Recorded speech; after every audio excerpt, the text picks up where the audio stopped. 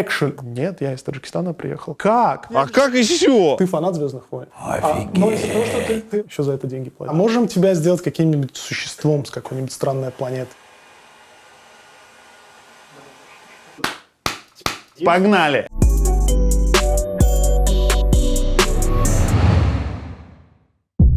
Перед тем, как начнется выпуск, короткое сообщение. Подпишитесь на наш телеграм-канал. Он, наконец-то, ожил. Если в этом году в России заблокируют YouTube, так нам будет чуть проще не терять связь. Вот адрес канала, в описании ссылка на него. А теперь к выпуску. Джама, ты концепт-художник, который родился и вырос в Таджикистане, а сейчас работает с очень большими и очень кассовыми голливудскими фильмами. «Звездные войны», «Мир юрского периода», «Аладдин», «Фантастические твари» и многое другое. И многих других проектов, о которых мы не можем сейчас поговорить, к сожалению. О том, как это получилось, что ты был сначала там, а сейчас оказался здесь, мы записываем это интервью в Лондоне, и о том, как вообще устроено это ремесло, нам бы очень хотелось с тобой поговорить. Супер, я готов поделиться.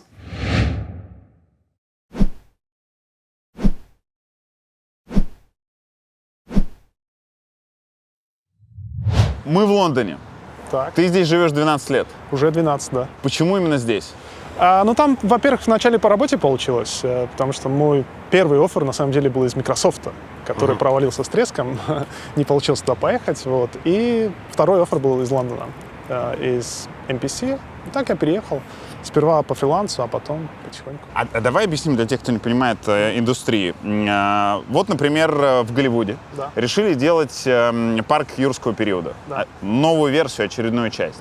И те, кто делают парк юрского периода, все визуальные эффекты делают не сами. Они заказывают его компании. И как раз крупнейшие такие компании сидят в Лондоне, в этом районе, в Сохо. И эти компании все разрабатывают. Внутри такой компании есть разные отделы. Кто-то делает, я не знаю, взрывы, кто-то делает дизайн, не знаю, обложки. Кто-то моделит, кто-то текстурирует и так далее. А кто-то делает персонажей. И вот в отделе, где делают персонажи, работал ты. Поправка, не только персонажи, вообще визуальное, visual development, то, что называется. То есть это могут быть персонажи, environments, это могут быть спецэффекты, визуальные эффекты. Допустим, фильм Marvel, там, у какого-то героя есть какая-то магическая графика, которую он делает. Вот даже такие мелочи. Мы у тебя на студии. В этой комнате, это часть твоего дома, все и происходит. Да, в основном. Ready Player One. Я сделал несколько эскизов, и вот этот был самый простой. Я его, наверное, за 5 минут сделал. Там симметрию включаешь, пум-пум-пум, нарисовал, чуть-чуть симметрию выключил, там ноги поправил. Центр просто, как, знаешь, какой-то типичной рокерской футболки. Да. Он его сразу выбрал. Почему? Потому что бриф на него был, он типа злодей. И потом, не то, что я потом это понял, я всегда знал, что, допустим, в кино, в отличие от игр, персонажи должны быть считываемыми очень быстро, потому что, допустим, ты в фильме одного персонажа можешь максимум увидеть там 2 минуты, экранного времени. Поэтому, если он слишком замудренный, там, ты не можешь его считать, то это сложно. Вот. Поэтому череп на груди, бум, мы это сразу понимаем, он плохой, дальше, И все, я сделал вот этого, дальше, естественно, тебя просят там детализировать его, И ты, это твой рисунок? Да, и ты добавляешь там краски, добавляешь там металл, как это все будет смотреться, зубы и так далее. Ну и потом, естественно, просят в клоузап. И единственное, у Стивена Спилберга какая-то тема с рогами. Он постоянно просил убрать рога, но мне больше нравилось с рогами, я ее оставил. Это одна из героинь фильма, Так. Которую ты нарисовал, вдохновившись. С моей женой. И она при этом об этом ничего не знала. Как это происходило? Там, на самом деле, продолжение этой истории. То есть я сделал персонажа вот этого с черепом, и Стивен Спилберг его утвердил. Он сказал, типа, very nice work, туда-сюда. И моя самооценка на взлете, знаешь. Второй персонаж, Артемис, там бриф, инопланетный герой, она должна быть инопланетянкой, но при этом привлекательной. Я такой, ладно, я разбираюсь, в принципе, неплохо в этом. Начинаю рисовать. Делаю первый вариант. Я просто сделал реально инопланетянку. То есть у нее были те же глаза, но немножко рот там был другой, нос там немножко... не человека. Да. возвращается фидбэк, типа, она страшная. И, знаешь, моя самооценка вместе с моей английской визой, знаешь, падает в пропасть. Ну, как в моих глазах. Ты тогда еще был по визе, да? Да, представь тебе, Стивен Спилберг сказал, что твоя работа дерьмо, типа. И я такой, и мы тогда еще с Полиной встречались, я говорю: Полин, можно я несколько сделаю ракурсов, сфотографирую тебя? Ну, в основном... Не говоря для чего. Да, я ей сказал, что есть один проект, над которым я работаю, со Стивеном Спилбергом. Там для одной героини мне нужен референс. Но это было давно. Чтобы ты понимал, вот, допустим, фильмы, которые ты увидишь, допустим, завтра, я над ними работал 4 года назад. И так далее. Допустим, это был 2015, а фильм вышел в 2018. То есть большой очень промежуток. В итоге я фотографирую, мне нужно было посмотреть, я подумал, длинная шея, может быть, улучшит вот это ощущение, то, что она элегантная и так далее. Потому что она должна была смотреться tough, то есть то, что она может дать под задницу там, другим героям, но при этом она должна быть милой. Вот. В общем, я взял эти фотографии. Естественно, референс — это не когда я беру твое лицо и вставляю, да, в какой-то фильм. А когда ты берешь вдохновение, то есть ты смотришь форму ушей, возможно, какие-то черты лица и так далее.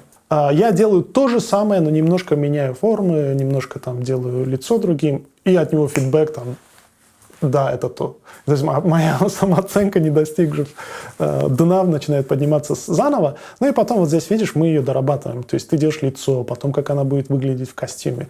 И Ready Player One — это вообще большая отсылка к поп-всяким штукам, да, там, 80-х. То есть здесь там выбираешь там и одежду там из всяких фишек из 80-х. Там мотоцикл, как в Акире, давайте сделаем. Там я работал над этим. В итоге нам, когда фильм выходит, зачастую дают типа по примеру только для тех, кто работал над фильмом. Это обычно бывает за неделю, за две, до основной премьеры. Предпремьера, да? Да. И вот мы идем, всегда это +1, я зову Полину, мы туда заходим, смотрим. Мы вышли, и Полина такая говорит: блин, мне эта героиня кого-то напоминает. И я напоминаю этот случай. Она сказала, что типа она немножко до меня похожа. Ей было приятно, что я вдохновился, там сделал. Но вот если ты посмотришь форму ушей, это чисто Полина и вот шеи. Да, Полина просто поприветствовала нас, пока проходила мимо, и она очень похожа на эту героиню. Там еще, возможно, фотография была не совсем удачная в плане ракурса и так далее. Но неважно. Самое главное, что был такой экспириенс, это было клево.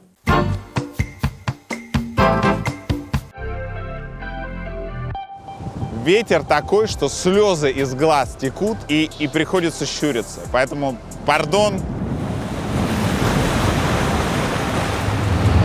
В этом выпуске мы будем много говорить про большое кино и больших голливудских режиссеров, в том числе про Стивена Спилберга. А пока мы находимся в месте, где Стивен Спилберг снял одну из самых эффектных сцен фильма «Индиана Джонс и последний крестовый поход». Мы на Плая де Монсул, это провинция Альмерия, юго-восток Пиренейского полуострова. Именно здесь герой Шона Коннери спровоцировал крушение самолета Люфтваффе. Он напугал зонтиком стаю чаек. Если вы хотите не только смотреть кино, но и погружаться в контекст его создания и узнавать детали биографии их режиссеров, рекомендую подписаться на моих давних друзей из онлайн-лекторий синхронизации. В подписку входит курс «Кино глазами режиссеров», про который мы уже рассказывали в прошлой интеграции. Для тех, кто пока не оформил подписку и не посмотрел курс, напомню главное. На курсе подробно разбирается жизнь и творчество 18 важнейших режиссеров в истории кино, в том числе Спилберга. Из этого курса я узнал, что Спилберг начал снимать, когда ему было 12 лет, а к 16 он уже снял 18 любительских фильмов. Каждая лекция оформлена в стилистике режиссера, которому она посвящена. А разобраться во всех деталях помогает киновед и историк кино Данила Кузнецов.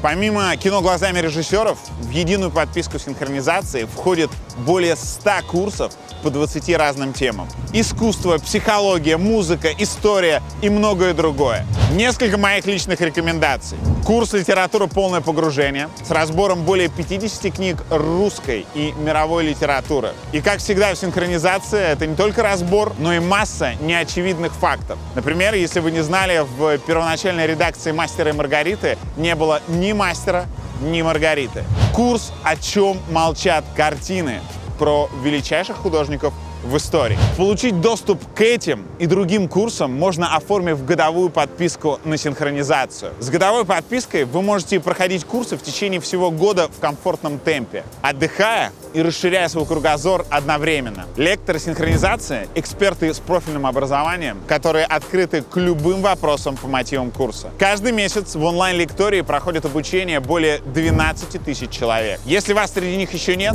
то по промокоду «ВДУТЬ» вы можете оформить годовую подписку на максимально выгодных условиях со скидкой в 65%, заплатив вместо 36 тысяч рублей 12 600. По отдельности курсы тоже продаются, но брать годовую подписку выгоднее. Тем более, что оплата максимально гибкая. Можно и российской, и международной картой. Можно сразу или частями. В 4 платежа по 3150 рублей, которые будут списываться с вашего счета каждые 2 недели. Переходим по ссылке в описании, оформляем подписку на синхронизацию и развиваем себя. Вперед!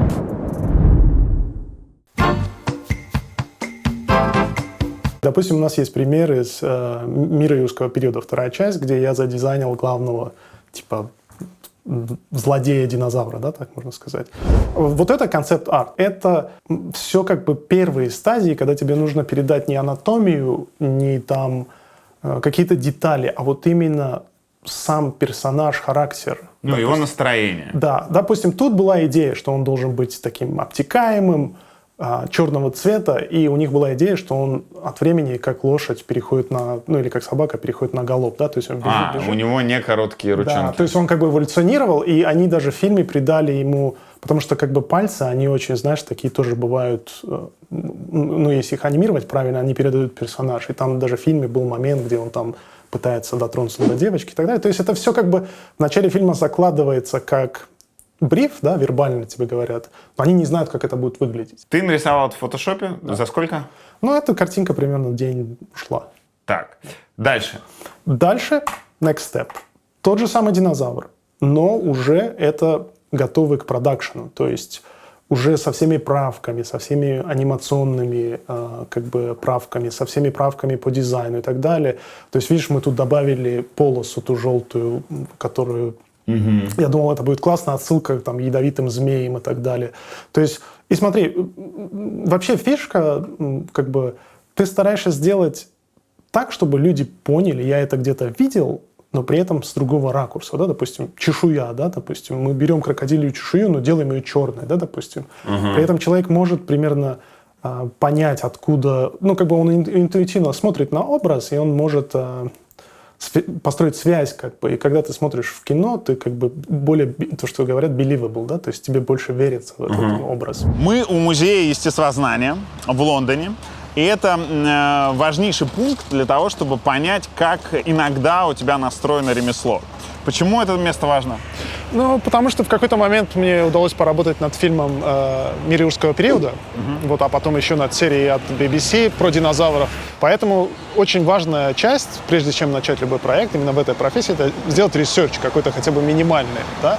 И когда у тебя есть под боком такой музей, где практически все разложено для тебя, то это грех упустить такую возможность. Для понимания, внутри, прям в центральной галерее, я просто здесь был летом 22 года, может, что-то изменилось, огромный скелет динозавра. Да. Он по-прежнему висит? Нет, сейчас поменяли экспозицию, сейчас, по-моему, там кит здоровый висит, но когда я работал над проектом, тогда был большой динозавр. И ты просто шел рассматривать? Да, да. Допустим, с персонажами очень важно понять, как работают кости, потому что если ты знаешь, как работает скелет, вернее, его пропорции, как они друг с другом, как он как бы не составлен, а как он компонуется вместе, тогда ты можешь сверху, по сути, одеть любую оболочку, то есть сделать его более... Лучше фантастическую. Да, да, да. И поэтому, вот, допустим, если даже посмотришь там наброски, там, сделанные к первым «Звездным войнам», ты увидишь, что художники, которые это делали, они реально понимают, как животные устроены. И это нужно знать, иначе твои образы будут очень неубедительными. Ты будешь смотреть, и тебе будет казаться, я не понимаю, о чем это, понимаешь? И плюс, допустим, аниматор, который возьмет мою модель, он должен уметь дальше это анимировать. А если у тебя пропорции неправильные, анимация у тебя не складывается. Но, допустим, «Мир юрского периода» — это, конечно, больше продукт Голливуда, да, то есть там поэтому динозавры чуть более страшные, чуть более злые, чуть более едят всех подряд, а, допустим, проект BBC, который Prehistoric Planet, он больше документалка, да. Там уже более научный подход был. То есть с нами работали непосредственно ученые, которые говорили, нет, так нельзя и так далее. То есть или подсказывали, а вот здесь должны быть перья, да, допустим. Та занимала день. Сколько времени проходит до этого? 9 месяцев. 9 месяцев. 9 месяцев. 9 месяцев. Кто-то может подумать, что все это делает Джама. Нет. Это не так. Это труд большого количества людей. Каких? Смотри, именно картинку эту делаю я. Но, чтобы сделать этого персонажа, чтобы он проигрывался в кино, чтобы он двигался, идут аниматоры. Вернее, моделеры, которые делают модель. Потом аниматоры. Причем они могут работать на разных стадиях. В этом-то и весь пайплайн, когда они как бы параллельно делают все. И параллельно плюс еще задействуют меня. То есть, допустим, моделер сделал эту модель, но она будет вот такого цвета, может быть, серая, видишь? А чтобы на ней появилась чешуя, текстурщику очень много времени на это надо. Поэтому они пересылают мне, я быстро подрисовываю, потому что, опять же, мое рабочее время как концепт-артиста намного дешевле и эффективней. Потому что я очень меньше времени трачу, потому что я рисую статику, а они делают анимацию. Представь, кто-то должен был анимировать вот эти, как у дикообраза, штуки, да, там кто-то должен был анимировать, чтобы, допустим, представь, вот здесь у него есть паттерн, да, этих чешуи, чтобы они друг друга не заходили. Тогда это очень долго, и это нереальный талант просто. Я всегда снимаю шляпу перед ребятами, кто это делает. Но вот, по сути, моделеры, аниматоры, текстурщики, потом там есть люди, которые для аниматоров делают риг. Что значит риг? Это кости, да, то есть внутри каждого динозавра есть скелет. Просто скелета недостаточно, потому что у тебя должны быть еще мышцы сверху, потому что, смотри, разница в чем? Мышцы двигаются под кожей, то есть если ты просто двигаешь кожу, это смотрится неестественно, поэтому ты наверняка видел там брейкдауны, когда бежит существо, и оно такое как будто из мышц все, потому что потом там жировые какие-то прослойки. Это делают отдельные люди? Это делают отдельные, и это так мучительно долго. Допустим, у меня была такая смешная история, когда я своим старым знакомым рассказывал, что, вот такой же разговор, я говорю, я придумал динозавра для мира юрского периода. И они говорят, в смысле придумал? Они же существовали. Я говорю, нет, которых я придумал, у них был свой какой-то характер. Это был неправильный ответ, потому что потом они смеялись, как у животных может быть характер. Ну, смотри, допустим, динозавр в мире юрского периода. Может. Да. У него, допустим, главная референция у режиссера был Франкенштейн. И первая наша реакция, Франкенштейн, это значит собранный из разных кусков, правильно? Да. То есть мы с ребятами взяли там в 3D, налепили там ноги рептора, там голова этого, там чешуя третьего. Он это все увидел и просто, знаешь, как англичане говорят, hated it, да, он возненавидел нашу работу. И он вернулся потом ко мне с одним референсом. Это была картинка из комиксов. Берни Райтсон был такой очень известный американский комик-артист. И там была просто картинка, где Франкенштейн сидит за решеткой, так в углу забившийся. Это просто, pen and ink, это как чернилами нарисовано. И он сказал, я хочу, чтобы персонаж был не физиология его, Франкенштейн, а то, как он был создан. То есть его мучили там, его, то есть... его бэкграунд. Да, его, во-первых, он был гибридом, да, его создали, потом в лаборатории держали.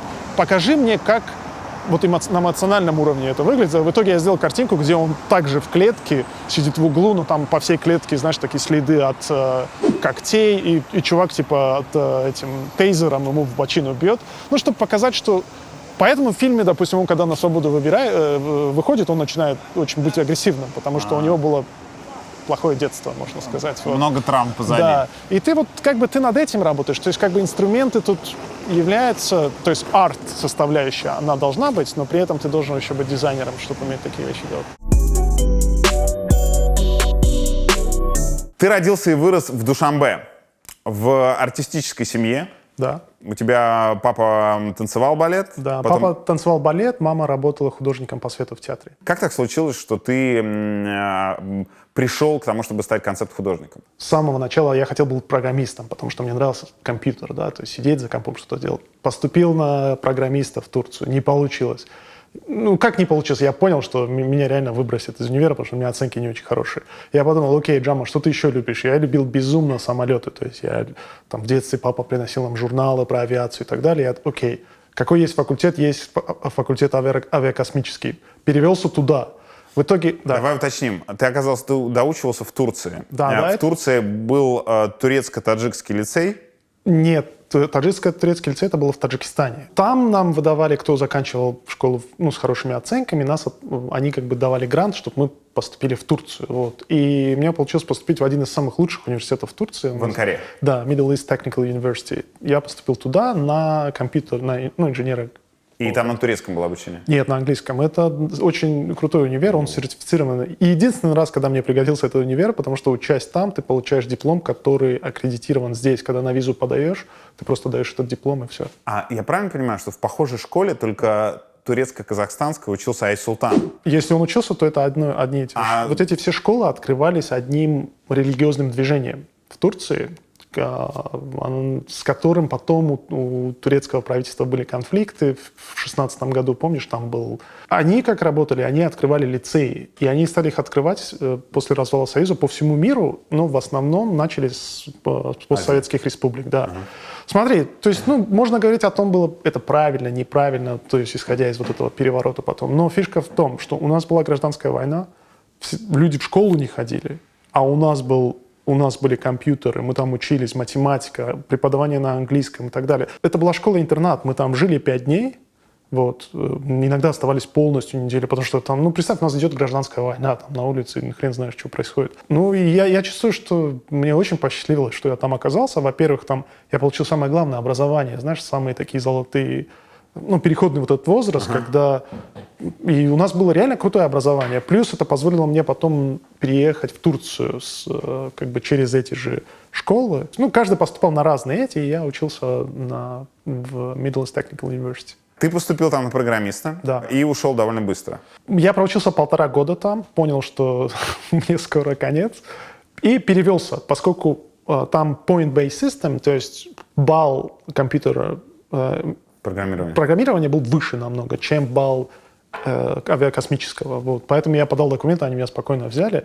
Но я думал, что там будет больше про проецирование именно, то есть как создавать самолет, потому что это я умел и любил делать, в своем понимании. То есть мне интересно было придумывать, а там оказалось это все физика, математика, довольно муторно, знаешь. Я еле закончил, я просто никогда не скрываю это, когда люди думают, вау, это rocket science, это реально rocket science, но я еле закончил. И в этот момент, как я понял, что мне именно нравится дизайн и рисунок, предметы, связанные с дизайном, там были, предмет спроецировать двухмоторный военный самолет какой-нибудь. Я сдавал на ура. А всякие сопроматы и так далее, все остальное, что более на математике, на физике заведено, мне очень сложно давались. И я уже тогда начал задумываться. Знаешь, это проблема с тем, что ты взрослеешь, и ты от тебя люди чего-то ждут, правильно? Ты отучился в универе, когда ты наконец-то человеком, а ты выпускаешься из универа, ты понимаешь, что ты вообще ничего не знаешь. Вот это такая, знаешь, общая больная тема. Вот это мой случай. Я выпустился, я думал, окей, what's next, да? И не знал, куда податься. Так, и куда подался? В итоге там довольно смешная ситуация произошла. Из-за того, что я просрочил... Когда ты остаешься... Не то, что на 2-й год, я поменял же факультет. У меня начинается... То есть должны люди 4 года учиться, а у меня за 4 перевалил. В итоге меня из-за этого движения попросили, переехать с хаты, потому что я не платил деньги. И в итоге, я такой, что делать? У меня ни денег нету, ни жилища нету. Я устроился в интернет-кафе. Знаешь, простым администратором. Вот. Ладно, месяц поиграл в контру, да, причем я неплохо в нее играю до сих пор. Месяц поиграл в это, в то. Они платили какие-то минимальные деньги, и у меня несколько предметов буквально оставалось. Я жил в интернет-кафе, благо, если ты не помнишь, раньше были такие 19... Вообще мониторы такие здоровые, с матрицей, не плоские, и от них были коробки здоровые. Я их клал на пол, эти коробки, свои вещи сверху, и спал в этом интернет-кафе. Я понимаю, что моя жизнь таким медленным, уверенным шагом катится, сам понимаешь, куда. Потому что есть диплом, есть хороший универ, есть знания языков. И я понимаю, что я до сих пор не понимаю, куда, зачем, понимаешь? Тебе при этом 24. Но в итоге я подумал, окей, чему можно научиться? И вот тут я подсел на флеш. Тогда был флеш, сайты, вот эти анимации и так далее. Мне стало интересно, я начал копаться. Поскольку я работал в интернет-кафе, у меня был постоянный доступ к компу, да, то есть я постоянно что-то делал. Я написал одному старому другу в Стамбуле, можешь мне помочь? Он говорит, да, я тебе помогу, приезжаю в Стамбул, я еду туда, А он, оказывается, работал в конторе, которая выдавала там визы для Южной Африки, и им нужен был админ для сайта. А поскольку я занимался флешем, я немножко знал HTML, я устроился туда, и вот там уже у меня было очень много времени. Я днем и ночью сидел, и вот потихоньку я начал понимать две вещи. Во-первых, это мне нравится. Во-вторых, у меня не было денежного какого-то цели, да, на этом деньги заработать. Но из-за того, что тебе это нравится, ты можешь как бы сидеть просто без конца этим заниматься. И вот потихоньку этот маховик начал раскручиваться, потому что я начал делать какие-то вещи. Я могу анимацию делать. Потом я в фотошопе начал сидеть, там подрисовывать какие-то вещи. Но у меня закончилась виза. Вот. Закончилась виза, и мне пришлось вернуться в Таджикистан. В рекламное агентство к брату? Нет, это было до этого. И устраиваясь тоже в небольшую контору, там какая-то заработная плата была $200, что ли, тоже. Но компьютер, дизайн, флеш, там, я там, помню, делал сайты какие-то и так далее. И начинаю там работать. Но, естественно, мне как бы, опять же... А что контора делала? А контора делала, они предоставляли интернет-услуги, плюс, ты же знаешь, в начале нулевых все конторы, они делают все, да, то есть и сканируют там, и это, то есть, как это называется, многопрофиль, неважно. Вот, и там я начал работать, и в какой-то день мне набрал мой друг старый из универа, говорит, слушай, мы открываем агентство в Турции. И я даже не спрашивал, где, он говорит, мы открываем агентство, будешь арт-директором у нас. Я говорю, все, без проблем, купите мне билет, у меня денег нет. Они мне покупают билет, а это, оказывается, индустриальный район. Это близко к Сирии, называется город Кахраман-Мараш. Почему агентство там? Потому что промышленный Там регион. промышленный, да. Там все делают сковородки, чайники, такие, знаешь, бытовые эти. Плюс там текстильная продукция очень. И можно делать всякие, предоставлять им услуги там в полиграфии, например. Каждому из них нужен ребрендинг, визитки, сайты и так далее. Я приезжаю туда. Опять же, я никогда не думал, что я дизайнер в плане граф-дизайнер. Есть граф-дизайнер, но ты понимаешь, что тем, что я сейчас занимаюсь, это немножко другое. Граф-дизайн, мне пришлось этим все равно заниматься, но в какой-то момент я начал делать больше там иллюстрации. То есть меня просили там отрисовать. Там есть довольно унылая, но смешная история. Приходит чувак, если ты не знаком с турецким менталитетом, они никогда не говорят «нет». То есть если ты пришел, допустим, в кебабную и говоришь, а можно мне печень? Чувак говорит, без проблем, я сейчас принесу. Ты видишь, как чувак выбегает через дорогу, бежит в другой ресторан, принесет эти палочки с этим. То есть они не говорят нет. То есть там есть свои плюсы и минусы. И вот мой шеф был прям идеальный стереотип. Он никогда не говорил нет. И у нас всегда был конфликт. Я говорю, чувак, мы не можем это делать. Представь, приходит к нам клиент, они изготавливают сковородки. Просто а-ля Тефаль, да, турецкого производства. Он приходит к нам и показывает каталог немецкий. В этом немецком каталоге идеальные фотографии. Ты знаешь, хорошая фотография — это студия, это фотоаппарат, а это еще до digital, да, то есть это прям, тема. И спрашивает у нас шефа, вы можете так сделать? Шеф говорит, без проблем, мы сделаем. Он уходит, я говорю, как? И он меня, знаешь, по плечу стучит, Джама, ты сможешь. И вот эта штука ко мне приклеилась. Я потом ее и здесь слышал, и там в студии, и везде. Но, смотри, я что делал? Естественно, фотоаппарат у нас была простая мыльница. Там какое-то разрешение буквально было. Я фоткал их на кухне, где все отражается, да, все коричневое. В том числе на дне кастрюли. В том числе. Потом я в фотошопе полностью это от руки по контурам отрисовывал, и тогда не было даже планшета у меня, градиентами, знаешь. То есть, по сути, такая векторная иллюстрация, но из-за того, что я ее делал долго, она реально выглядит как фотография. И плюс она была без всяких погрешностей, знаешь. Допустим, чем отличается хорошая сковородка немецкая от турецкой копии? В турецкой копии где-то зазор больше, да, сам понимаешь, да, потому что там же технология должна быть. А я отрисовывал идеально, ни одной пылинки, ни одного зазора, ни одной там, знаешь, дефекта какого-то. И плюс там разрешение было огромное, я рисовал на большом формате, то есть, пиксельное разрешение, там 9-10 тысяч пикселей, я помню, было. То есть, по факту, даже если ты залепишь на плакат там А0, да, там, А2, там, он будет неплохо смотреться. Им так понравилось, а меня так это бесило, потому что, я космический инженер, да, я хочу рисовать там какие-то супер крутые звездолеты и так далее, потому что я уже тогда начал какие-то делать наброски и так далее, а я сижу и рисую кастрюли. Так самое смешное, что им так это понравилось, и шеф такой, чувак, ты молодец, да.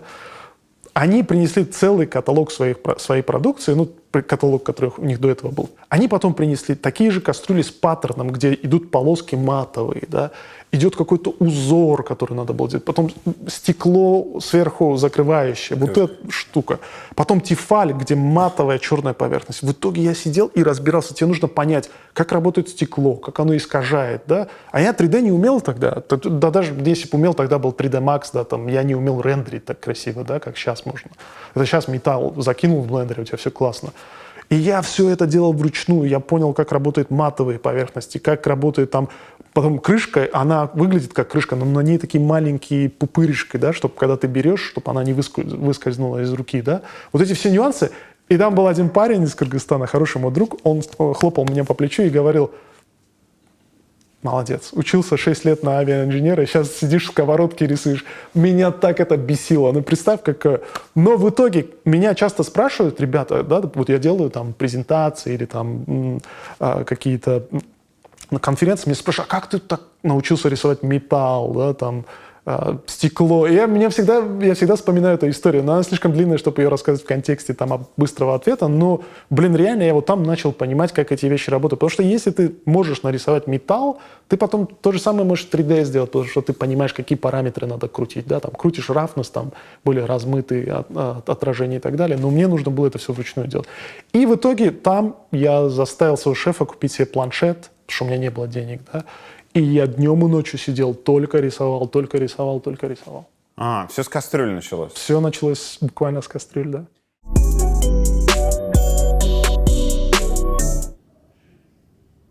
Ты это распечатываешь? Ты распечатываешь зачем? Смотри, вот тут очень важно понимать, что все, что я делаю, на каком-то этапе имеет два хода развития событий, или гибридное развитие событий. Или это в реальном мире строят, делают, собирают, допустим, динозавр. Они могут взять голову его собрать, как аниматронику. Или, допустим, я придумал какой-то замок, они могут первый этаж замка собрать в Пайнвуде, да, о котором я рассказывал, где они строят декорации. Или второе развитие событий, они делают это в CG, да, то есть в компьютере. Вот. Но в любом случае часто важно распечатать, чтобы у людей было понимание именно осязаемости. То есть ты, когда видишь вот это, ты как режиссер, то есть у каждого режиссера там есть свое, он уже как бы смотрит через свою призму и думает: окей, я могу свою камеру сюда поставить и так далее.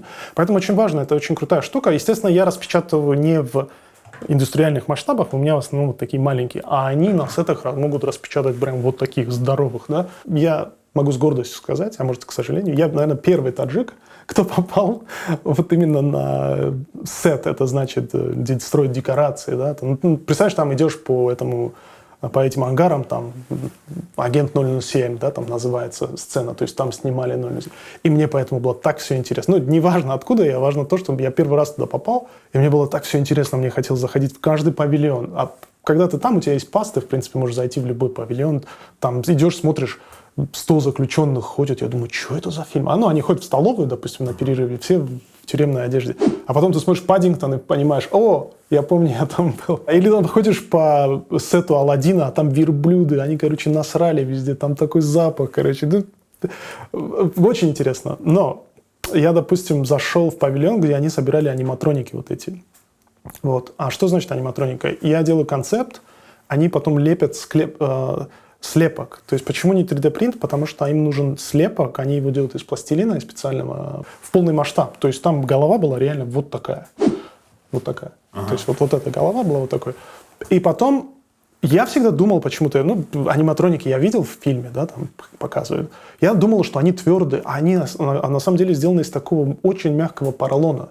Потому что внутри аниматроника механический каркас, который открывается. И, то есть, понятно, если бы он был жестким, то есть там слишком... Но при этом они везде наклейки висят, руками не трогать, потому что ты можешь реально вот так ногтем просто подковырнуть, и у него это... На этом сайте, то есть там огромные ангары, где-то строятся аниматроники, да, где-то T-Rex был полного размера, я просто офигел. Представь, вот лежит КАМАЗ, вот он реально как КАМАЗ, вот мы все знаем. Просто стоячий? Нет, он лежал, потому что в фильме он типа там в контейнере был заперт, и ты вот рядом ходишь и офигеваешь просто, знаешь. И там вот как раз в этой библиотеке этот динозавр должен был атаковать Крис Пратта, главного героя. И, динозавра, естественно, нету. есть только голова, но и то голова тяжелая, чтобы с ней бегать. Поэтому у них был просто воздушный шар с наклеенной головой. Это, знаешь, так и смотрелось очень смешно. То есть просто наклеили картинку, и у чувака вокруг пояса был завязан ремень и две такие металлические, как это, не провод, а две металлические палки просто на высоте, чтобы актеры знали, куда. Но, блин, как они играют, ты теперь понимаешь, за что, ну, как бы ценится талант. Они могут сидеть, вот представь, 40 человек там сидит, кто-то свет держит, кто-то там камеру, кто-то там держит этот отсвечивающий шарик, чтобы собрать там все эти отражения и так далее. И они общаются, они еще иногда часто с детьми приходят на сет. И в какой-то момент говорят «экшен», и они все. Вот. Ну, то есть ты вместе, например, где вообще не может быть страшно, потому что многие люди, но ты должен сыграть страх, ужас. И... Причем они это делают так спонтанно. То есть экшен, этот чувак бежит с ними, а смешно. Вот, ну, как со стороны смотришь, это реально смешно. Шарик. А он бежит с этим шариком, еще он тяжелый, поэтому он должен вынужден вот так это делать. Они прям преображаются за секунду, понимаешь? Блин. Но поэтому, допустим, на локациях, вот это, конечно, тоже офигенно, когда ты приходишь, там твои картинки распечатаны, потому что, естественно, Крис Пратту, чтобы понять, против кого он будет воевать, ему нужно видеть, что, как это делается. У тебя история немножко похожа на историю перехода из Таджикистана в англоязычный мир работы. Она очень похожа на историю Андрея Дороничева из Гугла, который просто написал в Google, и ему пришло письмо из Гугла. Тебе также из Microsoft пришло письмо. Смотри, да, я начинаю работать у брата, брат очень сильно поддерживал, я как бы хотел бы отдать дань.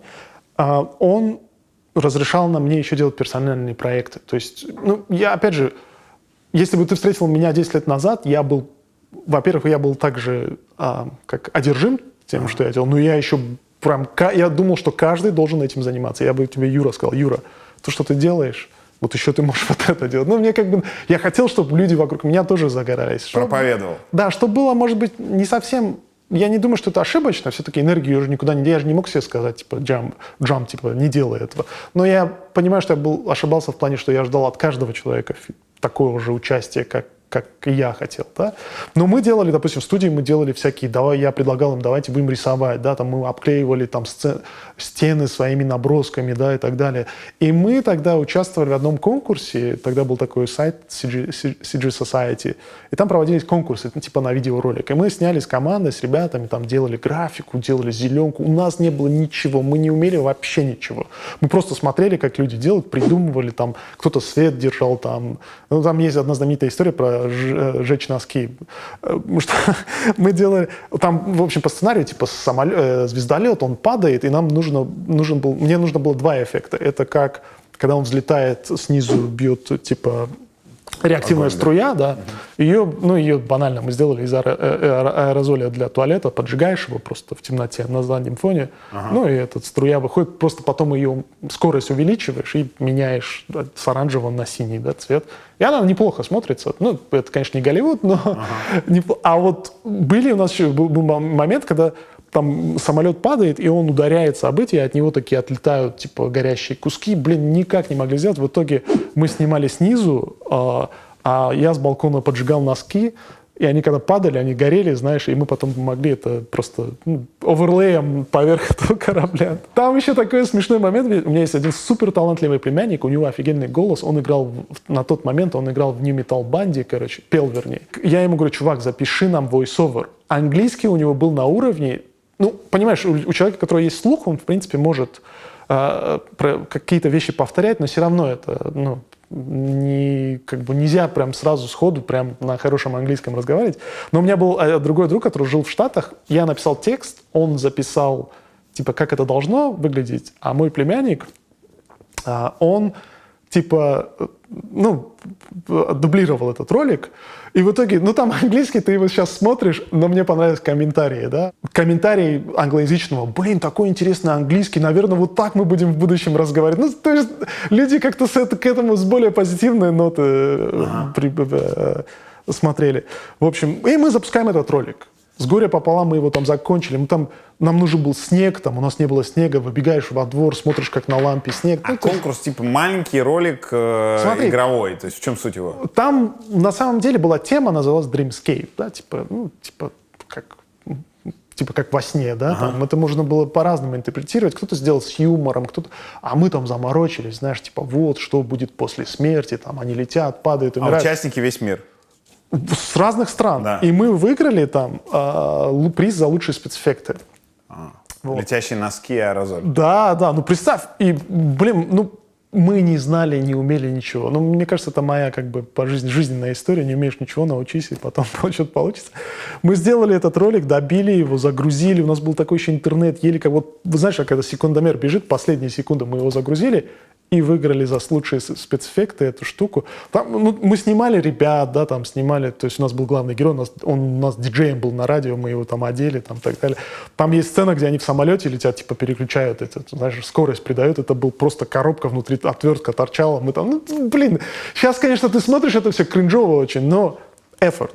Да, у меня было желание сделать что-то крутое, ребят тоже, мы собрались. Мы его закончили, и, естественно, как результат появилось много работ. У меня, соответственно, тоже, да, там я рисовал задние фоны, там, то есть больше такая более законченная работа. Да, где-то все, ну, ты в Таджикистане, а работа для кого? Смотри, все это начиналось в интернете. Были раньше форумы, где мы выкладывались, да. То есть ты выкладываешь потихоньку работу. Мне кажется, свою первую работу я выложил где-то в районе 2008 года. Так. Был период, когда я подумал, что я не умею рисовать. Я реально сделал паузу, потому что у меня не получалось. Я не понимал цвет, вернее. Черно-белые картинки, я еще более... А вот цвет, как он работает, это, ну, как бы следующий уровень. И у меня реально наступил вот такой момент, когда я подумал, что, наверное, это не мое, знаешь, может быть, лучше на граф-дизайн сконцентрироваться. Но я потихоньку выкладывал все равно работы свои на форумах, и эта работа, CG Society тогда был самым крупным сайтом, чтобы ты понимал, это как хаб, я не знаю, там, ну, как YouTube между художниками, да? Вот. Он, кстати, недавно закрылся, что тоже печально, но... Там тусовка была. Вот. И вот тут ты понимаешь, что помимо того, что ты должен быть талантливым, да, ты еще должен участвовать как-то в этом комьюнити, пробиться. Потому что как ты можешь пробиться в стране, где нет индустрии? В Таджикистане нет до сих пор индустрии, ни игровой, ни... Ну, может быть, фильмы... Ну, по крайней мере, нету в кино, над которым я работаю. Вот. И поэтому я участвовал в этих конкурсах. Вот. И когда мы буквально там, это был конец, по-моему, 2010 года, и мне, по-моему, это был март или февраль 2011 приходит письмо из Microsoft. Ну, чтобы ты понимал, когда тебе приходит письмо из Microsoft, ты обычно скроллишь и думаешь, да, херня какая-нибудь. Ты рассказывал, да, что типа, ну, ваша подписка закончилась. Ваша подписка закончилась, вот. И в итоге там было реально письмо с оффером, а там был Sparf, это Николас Бувье, по-моему, я боюсь исказить его фамилию, это один из самых крутых sci-fi художников современности. Он потом работал в Microsoft, ну, то есть он нереально крутой. А увидел он тебя как раз на этом Ютубе среди художников? Да, там письмо было какого формата? Нам Спарту понравились твои работы, он хочет тебя пригласить на проект. Это был Halo 4. А если знаешь, есть такая серия игр, Halo называется, ну, Halo. Они были сперва Bungie, их делали, потом их купил Microsoft, и как раз эта новая студия была Microsoft 343 Industries, и туда приглашали художников. Ну, ты понимаешь, для меня, что это для меня было какой-то, знаешь, ну, я и спать не мог. То есть как меня просто позвали. Но они сразу ремарку сделали. В Штатах, ты знаешь, есть такой кэп на визу талантов. Да, он лимитирован. Да, но они типа, мы же Microsoft, но в итоге не смогли, знаешь, мир разрушился просто. Но я тогда понял, что Нет, тебя могли типа со следующего года только. Да, но ты должен понимать, что этот проект концепт артистов. Все, которые работают, я буду вам показывать, период, который мы работаем, максимум 6 месяцев в препродакшене. Это может растянуться на 3 года, если ты делаешь и постпродакшн, и продакшн тоже. Но это короткие проекты. То есть они не могли меня пригласить потом уже проект закончился. И ты пролетел? Я пролетел. Да. Так, но как ты в итоге оказался в Англии? В итоге приходит второе письмо.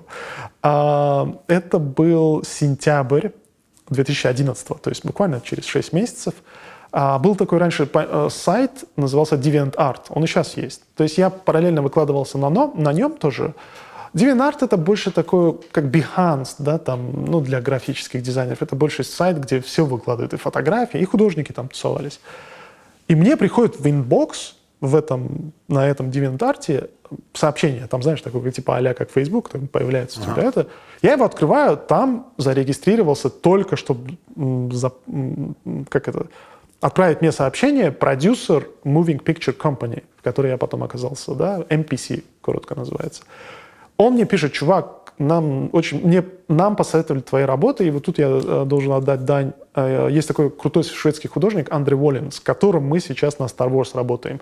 Мы с ним общались, не то, что он мой друг был, но я ему пару раз писал, говорю: Андре, я твой фанат, я даже подражал ему, да, то есть он был реально большим инспирейшеном, да и сейчас он реально крутой. И я как-то с ним общался, и получилось так, ему предложили проект, он сказал: я не могу, но есть вот этот парень из Таджикистана, и отправил на меня. И вот он пишет мне, этот продюсер, типа: мы хотим с тобой поработать, а у меня и в Microsoft, и с ними первый вопрос, не деньги, виза. Ты понимаешь, сам человек там из постсовка, ему всегда кажется, что ему никогда не дадут визу. По крайней мере, мне так всегда казалось. Вот. И он так опешил даже немножко, говорит: мы большая компания, не переживай на этот счет. Окей, я говорю: давайте на визу подадим, потому что это был проект на 2 месяца. То есть они хотели, чтобы я приехал в Лондон, поработал с ними, и потом все, да. Я такой: окей. В итоге они написали рекомендательное письмо. Это, знаешь, помнишь, я не знаю, ты то время застал, когда приходило письмо от принца Нигерии? Да, у вас умер родственник. Да. Типа: помоги мне, переведи, мы вызвали там $2 миллиона. Вот такой формат. Оно начиналось типа: Джама, типа из Global Talent, там чуть ли я не самый талантливый художник. Я читаю все это, я думаю: пипец, короче, они точно подумают, что это булщит какой-то, какой-то спам. Что это письмо от принца Нигерии, про принца Нигерии. Да. Это рекомендательное письмо уходит в посольство. Но поскольку Душанбе маленький город, и там мой брат знал кого-то, кто знает посла и так далее, в итоге... Потому что неделя проходит, ответа 0. Мне уже с NPC пишут, типа: как там, есть новость? Потому что проект вот начинается, я должен уже приехать. 0. И, короче, в итоге они как-то через брата мы пробили, они говорят: да, мы получили это письмо, но мы типа не думали, что это что-то реальное. Вот, представь, да? В итоге они говорят: пусть он появится. А меня тогда опубликовали в нескольких журналах, то есть, представь, там, не знаю, какой-то местный Vogue для концепт-артистов. Не знаю, Vogue — это слишком пафосно. Какой-то сборник, в общем. Опубликовали несколько моих работ. То есть они распечатают. Да, и тебе книгу присылают эту распечатанную там. И я с этой книгой, я набрал эти журналы, там и написано внизу Джама Джурабаев, да. Я пошел туда, я им рассказываю, они на меня смотрят, так говорю: окей, хорошо. И дали мне визу. У меня была бизнес-трип, виза, типа по бизнесу. Вот. И я лечу в Англию осень 2011-го. Это, знаешь, как поездка Бората, да? То есть не в том смысле, что я со всеми здоровался, но, для меня это попасть в индустрию, у меня нету бэкграунда вообще никакого. Чтобы ты понимал, люди, которые здесь в индустрию попадают, они или учились в film school, да, или ходили в какие-то универы. У меня 0. Я рисовал кастрюли, и в свободное время в 112-м микрорайоне, пока чуваки подтягивались на турнике, я сидел там, пытался что-то делать, да. То есть у меня был такой мандраж, я думал, я сейчас приеду, и они наконец-то узнают, что это я фейк, да. То есть я не умею. Что ты самозванец. Да. Я приезжаю, я сажусь рядом с Феликсом. Я говорю: Феликс, привет, откуда ты? Он говорит: я из Испании, но, говорит, я 10 лет жил в Новой Зеландии. Я работал над Lord of the Rings, над первой, второй частью. Это когда был я еще совсем пацаном.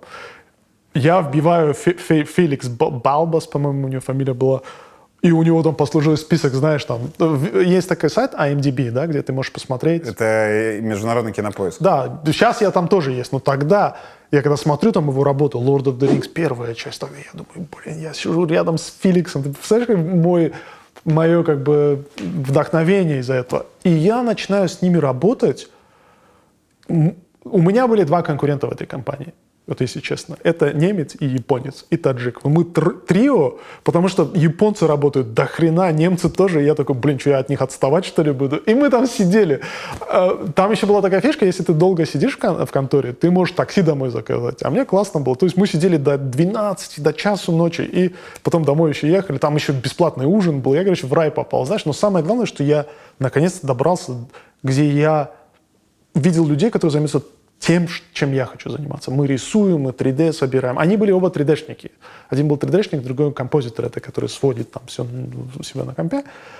И вот мы с ними вместе, и мы так классно, я считаю, что мы классно работали. Нам потом в конце дали поездку по Темзе на спидибоут. Если ты не пробовал, попробуй, но ни в коем случае не зимой. Это на скоростной лодке ты ездишь от Ла-Манша по Темзе от колеса до этих ворот водохранилища, там огромные ворота есть. Ну, это круто. Это круто, да, это очень круто.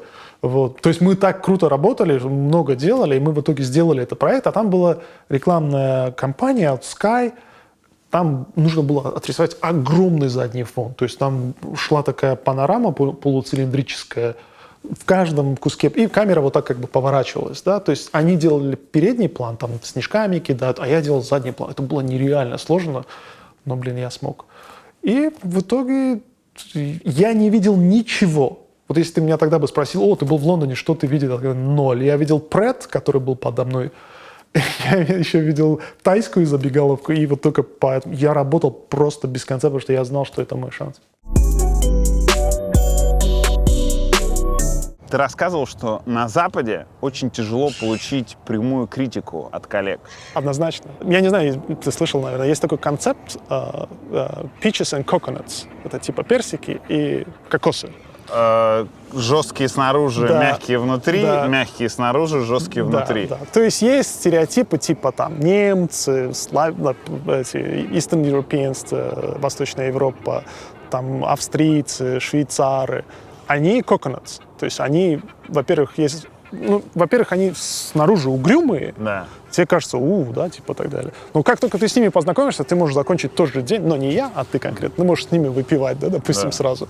А здесь наоборот, допустим, американцы, австралийцы, англичане, они снаружи мягкие, то есть ты можешь с ними в пабе очень искренне беседовать и общаться. Но в какой-то момент закрывается. В какой-то момент, типа, я домой, а мы думали, мы к тебе, нет, все, мы завтра увидимся. Вот такой формат. Но как это помогает по работе? Допустим, если ты работаешь, опять же, с Coconuts, им лучше сразу фидбэк говорить прямой, да? Ну, допустим, я был когда в Польше, а это Польша, они прям Coconuts. Они вообще беспардонные. То есть чувак там, я был в CD Projekt Red, это ребята, которые «Ведьмака» сделали. Там была знаменитая история, когда арт-директор стоит над художником и такой говорит, реально дерьмо ты сделал. И тот чувак говорит, да, я знаю. То есть они не ошибаются, не обижаются. Как еще? Они не обижаются как еще? А вот если бы ты был в американском или в англоязычном комьюнити, там бы режиссер сказал, вау, типа, выглядит promising, да, это типа многообещающе. Да. А потом они вставляют тебе фидбэк. Они тебе говорят, типа, вот так, и закругляют, опять же, хорошим фидбэк. Смотри, тут нету такого правильно-неправильно, это разные люди. Помнишь, мы говорили о том, что от людей зависит, Да. то есть не от нации, не где ты родился, просто зависит от многих факторов, от персональных, да, допустим. А как разбираться? Не, я не оцениваю, что правильно, что неправильно, а просто это, получается, отдельный человеческий язык, и ты его должен освоить. Я таджик, мы между застряли. На самом деле у среднеазиатов есть такая, мы можем подстроиться и под тех, и под других. Поэтому мне легко было, на самом деле. И плюс я жил и там, я как бы примерно понимаю диапазон как бы и навыков, и фидбэка, и отношений как бы вот, профессиональных качеств. А помоги сориентироваться. Вот, например, мы что-нибудь презентуем кому-то в англосаксонском, назовем его так, мире, да? Мы презентуем англичанам или американцам что-то, и вот когда человек приходит и говорит, что многообещающе, сразу на этой фразе понимаешь, что говно. Нет, ты должен смотреть, что между. Так, вот дальше. То, что идет дальше. Многообещающе дальше. Да. И вот там тебе будет дальше критика. Он тебе скажет, ребят, экспозиция, скучновато, да. Кадрирование неправильное, свет можно улучшить и так далее. Там немножко переигрываете, слишком длинное интервью, 3 часа никто не будет смотреть и так далее. Ага. То есть надо понимать, что все это говно. То есть это прям очень плохо, да? А потом? Потом он тебе скажет, but it's promising. Типа, опять многообещающий, with a little bit of work, типа, еще немножко и так далее. И ты это... А если ты сам знаешь, у тебя есть большой опыт общения с русскоязычным комьюнити, тебе сразу говорят в лоб, это говно, выпуски длинные и так далее. Блин, это же прямо осваивает. Я просто представляю себя, моделирую на эту ситуацию, мне было очень тяжело. А есть еще другой слой, это художники. Мы отдельная, не то что нация, а каста. Потому что тут еще психологический аспект. Вы интроверты. Да, некоторые художники, они не воспринимают критику абсолютно. То есть они или слишком протектив, что они защищают свои. Типа, ты спрашиваешь, а зачем ты это сделал? Он говорит, мне так понравилось. Да? Очень абстрактные такие формулировки, поэтому ты как арт-директор учишься расшифровывать вот эти пазлы, да, как объяснить человеку, что это не моя личная просьба, да, сделать красным там траву, а это режиссер хочет, да, потому что это на другой планете. Когда ты как-то мотивированно это объясняешь, это получается. Не, я в данном случае как бы представлял себя, если что, не начальником, который ругает, а человеком, наоборот, который стремится к критике. Да. И чем короче я к ней, чем она ближе ко мне, тем мне полезнее как исполнителю. А у тебя есть ответ на вопрос, какая модель, кокос или персик, эффективнее? Они обе хорошие, по-своему. Для меня нет значения, с кем я работаю, какой у него бэкграунд.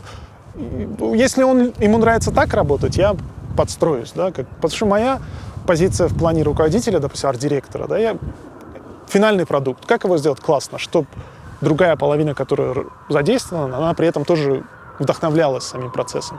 Поэтому, допустим, если ты, не знаю, там, парню из Киева разжевываешь и начинаешь запихивать ему, он говорит, это bullshit, говори мне сразу как есть, правильно? А если ты англичану сразу... Просто у нас был один художник, он постоянно комментировал. Он был с постсоветского пространства, он просто подходил к иностранцам, к англичанам, и вот так говорил, подвинь вот это вправо или влево. А они, англичане, они не могут ничего сказать, а он уходит, и они потом говорят, блин, как-то странно, зачем он нам фидбэк дает и так далее. То есть, это было неправильно, понимаешь? Что было твоим первым голливудским фильмом? Смотри, у компании MPC есть два филиала, как бы, не филиала, есть MPC Advertising, куда я попал, а есть MPC Film. Первый делает рекламу, второй кино. Да, то есть у них, это одна контора, но у них разные профили. Я попал, но там при этом у них общий хаб. То есть ты, когда заходишь, тебе дают пароль, ты можешь зайти, и там вот ты можешь посмотреть, что делать в MPC Film, да? И вот там первый раз я познакомился с Dailies, это когда они загружают свои работы, и я смотрю, тогда какой фильм? «Прометей» они тогда делали. Я такой, блин, «Прометей», я сейчас пойду всем расскажу, что там в «Прометее». Ну, конечно, я сценарий не знаю, но я видел, как там, допустим, космический корабль, кстати, назывался раньше не «Прометей», а «Магеллан». И там раз там идут Dailies, там «Магеллан», шот, там 31-й, и знаешь, он приземляется. И я это все смотрю, то есть все, о чем я мечтал, да, как бы это и с самолетами, и с этим, это в одно место, но я там не работаю. И у меня подгорает. Я смотрю там можно еще посмотреть, кто работает в конторе. Ну, я листаю и сразу вычисляю по совков, потому что там ЕФ, ОФ, там фамилии. И там был один человек, Андрей, и его фамилия, вот, я ему пишу, Андрей, привет, меня зовут Джама, я из Таджикистана, я хотел просто с тобой пообщаться, вот. Ну и Андрей, благо, откликнулся, мы пошли с ним в парк, там рядом Сохо Сквер был. Мы сели, а как это обычно выглядит, ты берешь там сэндвич, гамбургер, сидишь там на ланч, там общаешься. Вот. И он меня спросил, типа, а ты из Штатов приехал? Я говорю, нет, я из Таджикистана приехал. И знаешь, может быть, в Андрея мире это по-другому было, но мне показалось, он 3 раза меня переспрашивал, ты прямо из Таджикистана тебя пригласили? Я говорю, да. Он говорит, блин, такого никогда не было в нашей компании. Вот. Ну и как бы вот, в принципе, так. И потом как получилось? Я вернулся домой, они как бы поняли, что им нравится со мной работать, и мы начали фрилансить. То есть они мне скидывали брифы, я делал из Таджикистана, но была проблема со светом, опять же. Мы уже тогда из Бирюлева, условно, мы переехали в там более-менее нормальный микрорайон, 91-й, там хотя бы горячая вода была. Но там не было света постоянно. Чтобы ты понимал, у нас гидроэлектроэнергия в Таджикистане. То есть зима, уровень воды в водохранилищах падает, потому что не тают ледники. Ага. И начинается плановое отключение. Да? Сидят там, кого сегодня отключим? Вот этого. Да? И ты представь, ты работаешь, у тебя раз, херак, свет отключается. Ладно, ты сохранил свои файлы, не потерял их. Пишут мне из MPC, типа, Джама, привет, ты отправишь свои work in progress, да? Я говорю, ребят, я извиняюсь, дико, у меня нет света дома. А они наивные же, англичане. А они говорят, а ты иди в другой, куда-нибудь, в соседний дом или там к другу. Я говорю, чуваки, во всем районе света нету. Вот. Это было настолько, знаешь, когда ты не в этой атмосфере. Я вот здесь в Англии за 12 лет, у меня один раз свет моргнул. Вот так. И все. То есть постоянное отключение светом было. И у нас до сих пор эта проблема. Я не знаю, как сейчас, я уже 12 лет там не живу, но это была жопа, да. А в итоге я проработал с ними определенное время, и они уже сказали, мы так не можем, мы тебя приглашаем на постоянку, мы оформляем визы, и с семьей уезжаем. Тогда я был в первом браке, я, сын и бывшая супруга, мы переехали в Англию. Вот. И я еще год работал в MPC Advertising, но там, поскольку я был, чтобы ты понимал, я всегда работал в арт-департменте, то есть я делал только арт. Да, я умею 3D делать, да, я умею там какие-то анимации примитивно делать, но я разрабатываю визуал. И это у меня, то есть, смежные проекты у нас были с MPC Film, и пару раз они меня приглашали на проект. Мой первый фильм, по-моему, был Перси Джексон, я уже не помню, там концовка, одна из этих Перси Джексонов, вот, и «Люди Икс». Ага. Я вот первый раз, когда я осознал, что я попал в фильм, когда я сижу на Дейлис, на той стороне голливудский режиссер, гасится свет, и он с нами как бы рассказывает. И на той стороне по видеосвязи. Да, да. И мы делали Sentinel'ов. Это были там такие роботы огромные. Вот мы делали их. Это была моя первая работа. 2012 год. Не знаю, вот допустим, раньше как-то я подшучивал тоже над Майклом Бэем, типа фильм Майкла Бэя. Ну, мы все знаем, о чем это. Epic Music и так далее. Но я изменил свое мнение. Я когда работал в ILM, а в ILM я уже не ходил в музей, потому что я уже на все насмотрелся. В ILM я уже оставался на обед, но там есть такое у меня было увлечение, это смотреть дейлис. Что такое дейлис? Ты можешь зайти в хаб нашего продакшена и смотреть, как они делают кадры. А дейлис, потому что ежедневные? Да, да. Они каждый день, каждый художник публикует то, что он работал. Допустим, художник делает водопад. Он свой work in progress публикует. Сперва это просто там какая-нибудь херня, да, там, или моделлер, он сперва показывает там 3-4 кубика, потом там это все превращается там во что-то. Ну и прогрессивно они добавляют, да, во многих кадрах там синий экран, допустим, да, на кадрах. То есть им студия передает кадры, вернее, секвенции, где отснято все вживую, а, допустим, задний фон синий, да, и художники туда... Это очень интересно, как они это все делают, но я увидел вот этот live-action от Майкла Бэя, я просто, знаешь, снял шляпу, сказал, все, я больше никогда не буду говорить, вернее, не буду выговаривать его имя с таким пренебрежением. Ну что ты там увидел? Сейчас расскажу. Это были «Трансформеры 5», то есть это было в кадре, кадр с вертолета, то есть они с камерой летят на вертолете, и там такая дорога, и на дороге едут то ли джипы, то ли хаммеры, я не помню, ну, какие-то бронированные машины. И в конце, в итоге, в фильме «Что случается?», там из-под земли вылетает какой-то динозавр, трансформер, и все эти машины разлетаются. То есть я бы, наверное, скорее всего, подумал, что это все было цифра, да, то есть они просто взяли, да, все сделали. Все было в кадре, только не было этого динозавра. То есть машины разлетались. Трансформеры, да. Их кабелями тянули, они разлетались, и там искры, то есть пролетают прямо под вертолетом. То есть это было очень круто. То есть он мастер этого дела, поэтому... Я сейчас задам странный вопрос. Да. А что, он до сих пор снимает с вертолетов, не с коптеров? Ну, может... Нет, тогда это был... Поправлюсь я. Там был вертолет в кадре. То есть, понимаешь, то есть вертолет залетал в кадр. Я не знаю, с чего снимали, может быть, из коптера. Но вертолет залетал в камеру, и разлетались эти машины, и это было очень круто. Плюс, это, знаешь, signature есть это... Как они называются? Ну, когда взрывы, обычно не бывает искр. То есть я тоже по роду своей профессии очень много взрывов делал. Обычно взрыв — это взрыв, да? А вот у Майкла Бэя всегда такая куча искр вылетает. Это значит, что настоящий? Нет, это значит то, что у него свой взгляд, как должно быть explosion. Ну, то есть более запаристый. Да, да. Даже более выразительный, скажем так. Когда ты работаешь в больших голливудских фильмах, как часто у тебя случаются контакты с режиссерами? Зависит от проекта. Смотри, второй человек просто режиссера, вот именно в моем пайплане, это продакшн-дизайнер. То есть художник-постановщик, то есть который отвечает за именно построение архитектуры, не архитектуры, вот этих декораций и так далее. Часто ты больше с ним контактируешь, потому что режиссер работает с ним, а художник-постановщик нанимает команду, которая работает с визуалом. С кем ты пересекался? Насколько я понимаю, многие из рабочих процессов — это сплошной NDA. Да, да. Но вот то, что не подставить тебя и позволить тебе, например, ответить на вопрос, ну, Гай Ричи, он какой? Ну, Мне очень интересно. Гай Ричи, он tough. Знаешь, про него есть история. Он занимается еще какими-то восточными единоборствами, и ходит байка, что он кому-то руку сломал, но не так, что он кого-то взял на болевую. Там случайно получилось. Но он жесткий довольно. Он не любит скетчи. Он не то, что он не понимает их. То есть, если ты ему олдскульным методом нарисуешь там линиями скетч какой-нибудь, есть такое выражение freak out, да, то есть он может там стол перевернуть и так далее. Прийти в бешенство. Да, да. Он любит, поэтому, если заметил, Аладдин, они такие более реалистичные. То есть ты не можешь просто синего Уилла Смита нарисовать и прокатить, да, векторную графику. Вот, он такой. Но моя первая встреча с знаменитостью, это как раз на тот период, когда я только переехал из Таджикистана, я в МПС пошел в туалет.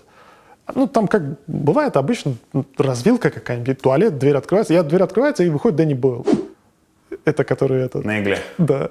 Ну, как стать миллионером, и это Sunshine. И он такой, sorry, там, и он раз прошел, я такой встаю, блин, это был Дэнни Бойл, ё-май. Это был Дэнни Бойл, вот. А потом Ридли Скотт приходил, когда вот они Прометей делали. Ну, тут, понимаешь, тут такая фишка, очень хочется взять автограф, да, сфоткаться. Просто фишка в том, что ты уже в этом рабочем процессе и как-то... Допустим, на сете Уилл Смит, когда заходит, там у тебя челюсть падает на пол, но ты как-то пытаешься держать спину ровно, чтобы не было такого. Вот. Очень тесный контакт у нас был с Эдом Стокхаузен. Это главный продакшн-дизайнер Стивена Спилберга. Он постоянно с ним работает. Помнишь, он получал Оскара за Гранд Будапешт отель? О, как продакшн. Да. То есть, он же визуальный очень фильм. Понятно, за что. То есть вот это. И, не знаю, они как-то со Стивеном Спилбергом сошлись, и почти все фильмы, он такой скромный мужик, вот реально, он просто толковый. Он не сказать, что он там с нами ходил в кебабную, кебабы есть, но он реально скромный, он приходил, спрашивал там и так далее. Со Стивеном Спилбергом мы виделись только по видеосвязи. Даже смешно было. Однажды он делал нам фидбэк-колл откуда-то из Италии на этом, как его? Пляже? Нет, хуже. Как он называется? Не катер, а... Яхта. Яхта, да. Вот. Но, блин, там смешная одна история была. На «Мире юрского периода», это же франшиза Стивена Спилберга, несмотря на то, что разные режиссеры, всех динозавров утверждает он. То есть он говорит ок, не ок, там, и так далее. И вот можешь у меня на странице найти картинки, где там в углу стоит approved, там такой стемп. Такой, то есть все, которые он утверждал, он ставил этот стемп. И даже однажды от него пришло письмо, типа, мы отправили один дизайн, и он типа looking awesome, типа thank you. И там написано Стивен Спилберг, Amblin Entertainment. И у тебя папа распечатал это письмо и всем показывает, кто приходит в Душанбе домой, даже электрик. Разбирается, не разбирается человек, он ему раз вываливает. Вот. А теперь он вообще всем рассказывает. Он, понимаешь, тут сложно объяснить человеку, когда они достаточно в возрасте, да, то есть они достаточно абстрактные, ты рисуешь. Ему 84 уже. Но в этот раз, последний раз, когда он приезжал, как раз выходила «Асока». И я дома, естественно, ему показывал: пап, смотри, я вот это делал, там, у меня много работ по этому фильму. И он приходит один раз, я видел ее на автобусе. То, что я ему рассказываю, на него впечатление вообще не произвело. А знаешь, вот эти даблдек ездят, и там огромные были «Асока», и вот она с этими такими длинными волосами. И он такой, блин, говорит, это походу тема. Ты застал в Таджикистане гражданскую войну. Да. Как это выглядело? Это жопа. То есть, смотри... Давай коротко объясним. Она была в начале 90-х? 90-х, да, года. Кто-то за действующую власть, кто-то против, да. И они конфликтуют с оружием. Да, но там немножко было сложнее. Опять же, видишь, история такая штука, тогда не было ни Ютуба и так далее. Из того, что я потом... Мне это стало интересно, потому что когда ты внутри... То есть непонятно. Понятно, что в конце понятен результат, да, что одни проиграли другим, но, насколько я понял, я могу быть неправ, потому что я не особо сильно копался в этом, но это не самый приятный этап моей жизни. Но после развала Совка мы были прям под Афганистаном, правильно? То есть там было движение, тогда не было еще Талибан, было движение ваххабитов, по-моему, это тоже какое-то отдельное свое. В общем, они хотели захватить Таджикистан, то есть, у них были там какие-то свои планы, шариат и так далее.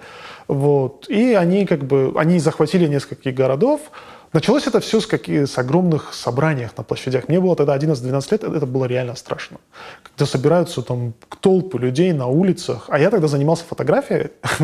Я возил в чемодане, вернее, в сумке, у меня были такие стекла, которыми я прижимал фотобумагу, когда там, ты ее ставишь под этот проявитель. Я помню, у меня сумка открывает, зачем это стекло? Типа, да я маленький пацан, знаешь, я просто обосрался, когда это случилось. Но в итоге пронесло. Плюс начали стрелять на улице. И вот эта вся тема. Мой папа, допустим, тогда делали, как они назывались? Баррикады. Баррикады сделали. И мой папа был в этом, не тероборона, но... Блокпосты? Блокпосты, короче. Да. Они выходили, там... У него было смешное, конечно, оружие.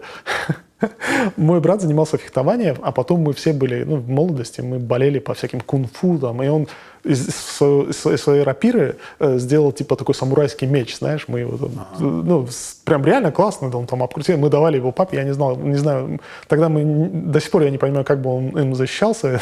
Против пистолета. Ну, да. Ну, представь, вот ты живешь вот этом, да, то есть это реально на психике, ты не чувствуешь, но это откладывается на тебе. В Душанбе были боевые действия? Да, были. Ну, блин, мы находили труп в какой-то момент, там на мусорке выбрасывали, там. Ну, страшно, это реально страшно. Я помню, мы на улице стояли, пролетели 2 самолета. Ну, ты просто гул слышишь, и тебе уже реально страшно. Я просто сейчас не представляю, что люди проходят, ну, ты сам знаешь, в Украине. Это страшно, это ужасно, в этом нет ничего хорошего. Вот, в итоге там Россия поддержала одну сторону, те получили по шапке, но это все продолжается, это растянуто на несколько лет. Из Душанбе это вышло, но все равно противостояние, по-моему, закончилось официально в 97-м. Как раз в тот момент. Я учился в лицее с 93-го по 97-й год. Ага. Вот. Ну, все плохо было. Ну, с едой плохо было. Ты знаешь, как тюрьма была. И у нас в семье тоже все плохо было, потому что мои родители артисты. А кому нужны артисты, когда у тебя страна горит, правильно? Я помню, там мама приносила мне в лицей, она что делала? Морковку на терке терла и сахаром посыпала. А я любил почему-то это блюдо так. Ну, в идеале еще туда яблоки добавляют. Все любили. Ну, мне кажется, яблоки, у нас не было тогда денег на яблоки. И она приносила в лицей. Она мне каждый раз, когда это рассказывала, у нее слезы наворачивались. Потом, когда рассказывала. Да, я забыл этот случай, но, видимо, для меня это был... А для нее, видимо, это... Понимаешь, просто родителям в чем сложно? Представь, ты растешь, ты понимаешь, что ты ничего не можешь сделать. Она хотя бы, мне кажется, осознавала, что я в лицее, я там при делах, но в любом случае это довольно трудно, да? А фишка в лицее — это тюрьма, мини-тюрьма. То есть там свои законы. Ты должен со всеми поделиться. И плюс там не было отопления. Вот у нас большая проблема со светом была. Отопление вообще после распада Совка, я не помню, в каком году, вообще нигде не было. Представь, зима, а у нас зимы очень холодные. То есть у нас континентальный климат, жаркое лето и очень холодная зима. И она говорит, ты пришел, а вот этому я точно верю, все руки в цыпках. Знаешь, что такое цыпки? Это когда у тебя руки трескаются. Ага. Ну, там не хватает витамин, плюс моешь руки, а нету этого полотенец. И у тебя все начинает трескаться аж до крови, знаешь. И она говорит, ты, говорит, 2 ложки съел, и мне говоришь, мам, вон ребята смотрят, я не могу доесть, мне надо поделиться, короче, с ним. И в итоге идешь, знаешь, как пираньи ты относишь, это, вот так, если у тебя какая-нибудь лепешка или хлеб, он зажжет. Но мы просто побратались со всеми этими. То есть, а там еще были 2-ярусные кровати, мы спали, то есть у тебя каждый раз компаньон какой-то. Я всегда спал наверху, потому что я всегда любил запрыгивать туда. Сколько раз я проваливался, да, знаешь, 2-ярусная кровать. Ну, там лицейские истории. Но, опять же, у нас был компьютер, у нас было офигенное образование. То есть мы учили английский, турецкий, то есть продуктивность. И мы все просто побратались. То есть кто пришел в лицей, вот поэтому даже когда ты говоришь про Айсултана, у меня к нему какие-то заочные чувства тепла, потому что я понимаю, что он из нашей касты, в общем. Подожди, не было отопления света, но компы работали в лицее? Нет, со светом были проблемы. То есть его постоянно... Ну, там тоже, видишь, как это как везде.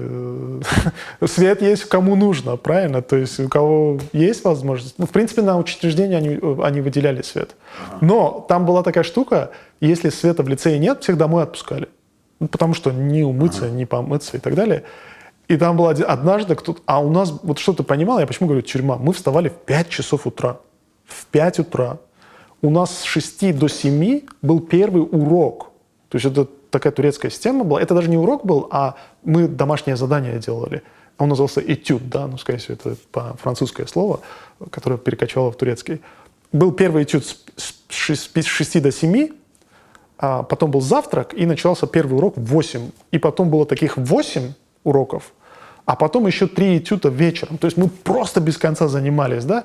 Но представь, как туго было вставать, особенно зимой, когда холодно. Ты спишь, у тебя, ты знаешь, как мумия, вот так спишь, у тебя голова только торчит. И кто-то в 5 часов пошел, просто рубильник выключил. Мы все проспали, короче. То есть, ну, кто-то имитировал, что свет выключили, пошел, взял рубильник. Мы такие беспредельщики были, но... Как-то потом люди пробились. Допустим, мне прислали бриф, мы хотим планету там покрытую полностью песками, да? И всегда, опять же, они говорят, дают тебе какие-то... Вот особенно в «Звездных войнах» есть такое негласное правило. 80% это реальный мир, и 20% выдуманный. Именно поэтому, мне кажется, Star Wars так резонирует, потому что ты прям видишь, допустим, Империя — это отсылки к нацизму, да, там даже их униформа и так далее, да, все. Там Rebels — это, естественно, повстанцы, да, то есть очень много отсылок к реальному миру, мне кажется, поэтому людям как бы импонирует вот эта сага. Это ты нарисовал в фотошопе? Да. Ну, это 3D, это VR плюс 3D, Photoshop, микс. Так, а как это выглядит в фильме? Вот. Ну, то есть, смотри, они сделали больше места вот тут. Ну, вот если ты посмотришь на эту конструкцию, очень близко, видишь? Ага. Ну, только видишь, она у тебя такая современная, как, знаешь, такая металлическая просто, да? А у них она подразваленная такая, как будто уже видавшая виды. Ну, вот загон, они здесь добавили еще какой-то. Ну, вот если прищуриться, смотри, поэтому, помнишь, мы говорили про импрессионизм очень. И моя задача сделать так, что вот если ты как бы вдохновляешь людей, конечно, на следующих этапах каждому художнику хочется свой вклад внести. И это круто очень. Но все начинается с простого. Допустим, я часто делаю такой черно-белый скетч. Он может занять там 2-3 часа по-разному. Да? То есть здесь вот был бриф, там, сделай, где ребята бегут, они там должны были по этой планете перемещаться по дюнам. Вот. Я делаю это, режиссер говорит, супер, мне нравится, можешь чуть-чуть кропнуть. Я делаю вот эту картинку. Я реально часто понимаю, что я многие референсы из Таджикистана вытаскиваю. Ну, опять же, тут вот ты используешь ту же самую формулу. 80% реальный мир, то есть ты берешь горы, но ты даешь им форму, которая не существует или, может быть, немножко передернута. Потому что, видишь, я вот сделал эта форма, да. Но животных придумал не ты. Животные уже были. Ты были, и ты когда ты кропил, ты рисовал, ты понимал, что это вот эти транспортные чудища будут под ними. Да. Ну и вот как это выглядело в фильме. То есть, ну, примерно, видишь, то есть, как силуэтно. Блин, слушай, ну вообще это очень прикольное ощущение. То есть, смотри, ты вот это сделал, как тебя режиссер попросил кропнуть? Да. Ну, подожди, ну, получается, тогда здесь что-то режиссерское есть. Ты придумал кадр? Да. Ты придумал кадр, как он выглядит, а режиссер его, по сути, повторил? Да. Опять же, это коллаборативная работа. Я понимаю. То есть, мы работаем как команда. То есть, они предлагают идеи, эти идеи я обрисовываю, перепасовываю им, они возвращаются, подсказывают. То есть я Teamwork. Да, я есть. абсолютно всегда стараюсь избегать таких «я все сделал». Да, это будет слишком натянуто. И вот именно эту картинку я нарисовал. Я до сих пор помню, как я рисовал вот этот ленс-флеер. Да? Знаешь, там сидишь вручную, раз, там тык-тык. Еще за это деньги платят. Ты говорил, что в рисовании апокалиптических картин, либо окружений, либо героев, вообще миров, апокалиптических очень хороши люди, которые жили в бывшем Союзе. Да, мы выросли там. Если ты англичанину расскажешь, как мы там в котловане кирпичами кидались друг в друга, это типа у нас такая, как она называлась, игра? Ну, типа попади в друг друга. Они думают, блин, что? А мы реально, у нас был котлован рядом, мы кидались кирпичами. Вот здесь у меня шрам, вот здесь где-то. Цель игры какая была? Надо было попасть в кого-то. Не увернуться. Да. Ну, я не знаю, каким нужно было, с какой логикой к этому подходить. Чувак кинул меня камнем, а я подумал, что это губка. Ну, он на вид был такой пористый. Да. И я, хотел головой отбить. Это был кирпич, и мне прямо вот сюда попало. То есть, смотри, у нас был антураж полный, да, то есть ты выходишь, там, грязь, там, грязюка, вот это. Поэтому, когда мне про совок рассказывают, как там было хорошо, я говорю, стоп. Смотри, я счастлив с моему детству, никакой претензии ни к родителям, ни к этому, но когда там начинают романтизировать всю эту тему. Но визуальный ряд, да, круто. То есть если ты работаешь с ребятами с Украины, там, из России, не нужно уточнять, там, типа, нужно сделать грязный подъезд. Мы все знаем, как это выглядит, знаешь, когда ты подходишь, там, вот такой огромный кусок штукатурки падает прямо перед тобой. Но это тоже, видишь, опять же, можно ли это как-то в позитивном русле использовать? Я использую как в художественных приемах. Вот. Потому что в любом случае, допустим, если тебе скажут, нарисуй там Нью-Йорк 30-х годов, а я не знаю, как он выглядит. Ты, может быть, видел где-то в фильмах. Поэтому вот это, смотри, у художника помимо навыков и умения придумывать, очень важна то, что называется visual library, да? То есть визуальная библиотека. Художник как губка.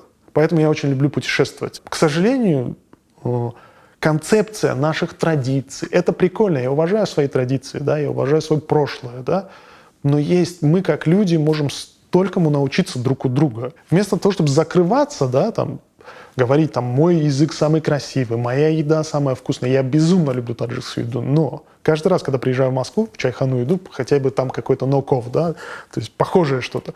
Но при этом говорить, что это самая вкусная еда, там, это бред полный, потому что есть столько интересного. И каждый раз, когда ты общаешься, ты получаешь столько интересных как бы визуальных и вкусовых и всех остальных экспириенсов. Часто бывает, да не то, что часто, мы не знаем сценарий. То есть нам скидывают отдельные сцены, но сценарий нам тоже, и вот это больше всего я не люблю, когда нам, допустим, на Ready Player One мне скинули сценарий фильма. То есть вот Стивен Спилберг, который делал. То есть тебе дают такую книжку, на ней вот так по диагонали написано твое имя. Джама Джурабаев. На каждой странице. Я понимаю, чтобы если вдруг она куда-то пропадет, чтобы все знали, кто крыса. А я не то, что я забывчивый, я везде могу отвлечься, смотрю по сторонам, и я иду домой, знаешь, такой холодный пот, думаю, нафиг мне дали этот сценарий. Ты боялся, что можешь забыть? Ну, блин, представь, ты где-нибудь забудешь, просто отвлечешься, и все, короче, это последний день твоей карьеры. Но в итоге не случилось. Так вот. А ты сжигал потом это? Нет, ты просто отдаешь обратно. Окей. Они тебе дают сценарий почитать, чтобы ты понял как бы общую картину и так далее. Но вот, допустим, на «Мандалорце» даже меня иногда спрашивают, расскажи. Да, я говорю, даже я бы знал бы, я бы не смог, потому что я весь пазл не вижу. Смотри, работа нам, в общем, всей команде сказали, что у нас будет маленький Йода. Но не сказали, какого возраста. Маленький же тоже варьируется, да? То есть он может быть там 10-15, может Ты подумал, что ему 5-6 лет. 5-6 лет, вот ты правильно угадал. Я подумал, это такой более уже осознанный. И вот я сделал эту первую серию, тут видишь, он там, типа, ему говорят, нет, а он там за пушкой тянется, да, там. Или там вот я провинился. Вот эту картинку я называю это Бэйби Йода, когда он узнал, сколько у него налогов в Англии будет платить. Вот. Ну или там он с Мандалорцем, он там спит у него на груди и так далее. В итоге выбрали не мой результат, и я считаю, что выбрали лучше. Кристиан Алтман, мой коллега, и он просто офигенный. То есть вот Бэйби Йоду, который сделал. Но в его версии он был прям вообще, знаешь, младенец. То есть он и не разговаривает и так далее. Ну, супер просто придумал. Но при этом, смотри, это не означает, что ты не можешь контрибьютить, да, то есть задействовать. Допустим, я сделал вот эту картинку, где еще дизайна нету, поэтому ты думаешь, какой бы ракурс подобрать так, чтобы показывать... И герой заявить, да, но при этом... Да, то есть ты как бы показываешь вот это его яйцо летающее изнутри, да, я подумал, может, камеру поставить, ну и знаешь, здесь такая композиция. Я, когда устраивался в АЛМ, меня на интервью спрашивают тебя вопрос, это классика. Ты фанат «Звездных войн»? Я «Звездные войны» смотрел у своего друга на плечах, в кинотеатре «Октябрь» на 82-м микрорайоне в Душанбе. Да. Потому что у нас не было денег, и, знаешь, вот так смотришь, и то 5 минут посмотришь, меняешься, да? А то вы есть... не из кинотеатра это смотрели? Денег не было. А откуда, где можно было увидеть? Летний кинотеатр. Летний кинотеатр. Вот. И, то есть, плюс, смотри... То есть фанат? Я сказал, я не фанат. Потому что у меня не было. Потом у нас была гражданская война. Какие «Звездные войны»? У нас были свои войны. То есть я просто не настолько фан. Мне нравилась эта вселенная всегда, но я, конечно, не так хорошо. Потому что люди реально разбираются. У каждого персонажа знают. Но, естественно, когда ты начинаешь работать над проектом, ровно то, как я сделал с «Динозавром», ты делаешь research. То есть ты возвращаешься, начинаешь окунаться. Потому что ты не можешь что-то сделать. Ты можешь, но если ты хочешь что-то убедительное сделать, ты должен понимать, что ты делаешь. Ты должен быть в контексте. Да. Это правило, которое, конечно, работает. Плюс, смотри, иногда тогда другой вопрос контраргументирует, спрашивают, а если все уже есть, ты же не можешь ничего нового придумать. Да, откуда свежий взгляд. Да, что тоже некорректно, потому что вселенная расширяется. То есть они могут взять, допустим, планету Мандалорцев, где она была упомянута, но ты потом ее раскрываешь, ты показываешь какие-то эпизоды. И я там разыграл карту, я не прогадал, я сказал, вот именно потому, что я не фанат, вы должны меня взять, потому что я смогу новые вещи принести в вселенную «Звездных войн». Меня взяли в ILM сперва, это было давно-давно, а потом уже мы работали, мы делали там «Изгой-1», 8-ю часть, а потом уже на «Мандалорце» я, конечно, уже более-менее разбирался во всем этом. Когда ты впервые оказался в России? Ой, смотри, у меня мама русская, поэтому она сибирячка. Мы ездили к родственникам в Сибирь очень часто. Мы даже жили в Сибири. Она татарка? Она полурусская, мама у нее татарка. А у нее папа русский, дед Матвей, а мама была татарка, да. И мы ездили часто в поселок. Поселок назывался поселок Радуга. А область? Это Новосибирская область. Чувствовал ли ты какое-то особое отношение, ксенофобское отношение к таджикам? это больная тема. Смотри, есть такое поверье, что в совке не было ксенофобии, да, с чем я абсолютно не согласен. У меня вопрос, а откуда она появилась? Причем в 91 году. Она была, Советский Союз прессовал, правильно? Поэтому, мне кажется, что было, это все было, понимаешь? Понаехали и так далее, и так далее. Но я был маленьким, я не чувствовал. То есть я жил в Сибири. Но ты понимаешь, даже по цвету кожи ты немножко другой. Представь, там глубинка. А я еще, вот мой брат, он более светлый, а на меня солнце попало, и я все сразу становлюсь обугленным. Вот. Но, дальше, понимаешь, вот еще когда... Потом, дальше, когда я вернулся в Россию, это мы первый раз ездили с агентством, с брата. Мы приезжали в Россию с агентством. То есть мы тоже решили, так, нам нужно попасть как-нибудь... На рынок русский. На рынок, да. Не, мы уже работали с Билайном и так далее, но мы ездили, чтобы получить опыт. Допустим, там ребята из BBDO проводили всякие эти воркшопы. Тебе 25-27. 27 мне уже, 28, вот. И тогда мы 2 раза были, 2 раза вот в этих воркшопах по BDO участвовали, там было классно. Но смотри, чтобы понять, что такое ксенофобия, ты просто должен однажды сесть на самолет Душанбе, Москва. Тут, понимаешь, просто люди, которые летят туда, естественно, люди это летят работяги, да, там, они не знают язык, возможно. Нет ничего плохого в том, что ты не знаешь русский язык или плохо на нем говоришь, да. Но они прилетают в страну, где они, на них сразу... ты должен просто это сам глазами увидеть, как с ними общаются. Это как минимум некрасиво, понимаешь? Да, люди жалуются на таможне всего мира, но такого экспириенса, как ты получаешь, прилетая этим рейсом, нету нигде в постсовковой стране. Что ты имеешь в виду? Что, общаться сверху вниз? Вообще человек, который сидит в этой будке, он получает мини-власть над тобой, потому что он может тебя отказать, депортировать, да, и тут в таком минимум-формате ты видишь демо-версию авторитаризма, знаешь. Есть мега-комбо-рейс, знаешь, это почти как в фильмах, Узбекистан и Таджикистан садятся во Внуково, да. Это жопа просто. Я один раз летел через Внуково, потому что у меня была пересадка, и я летел в Англию сразу. Смотри, рейс приземляется, ребята выходят. Естественно, некоторые из них, узбеки, не знают русский, мы не знаем русский. Мы идем, и там, знаешь, как в этом. Помнишь в советском Маугли, когда Балу вот так рыжих собак в одну сторону, черных собак в другую сторону. И вот там стоит такой русский мужичок, это образ, ты пойми, я художник, я все преувеличиваю, приукрашу. Он стоит там и распинывает, он смотрит, потому что там русским по белому написано «транзит», «багаж». Я издалека уже увидел и начал перестраиваться в транзит, потому что у меня транзит на Лондон. Но он все равно перепроверяет, потому что, видимо, были случаи, когда люди просто шли там вместо Москвы в Лондоне оказывались. Просто входили не то. И я к нему подхожу, он такой, стоп. А я уже я вижу, что туда, он все равно меня остановил, говорит, да, я твой билет посмотрю. Он смотрит, о, Лондон, нифига себе, а что ты там делаешь? Я говорю, я работаю. Он такой, респект, раз пропустил меня.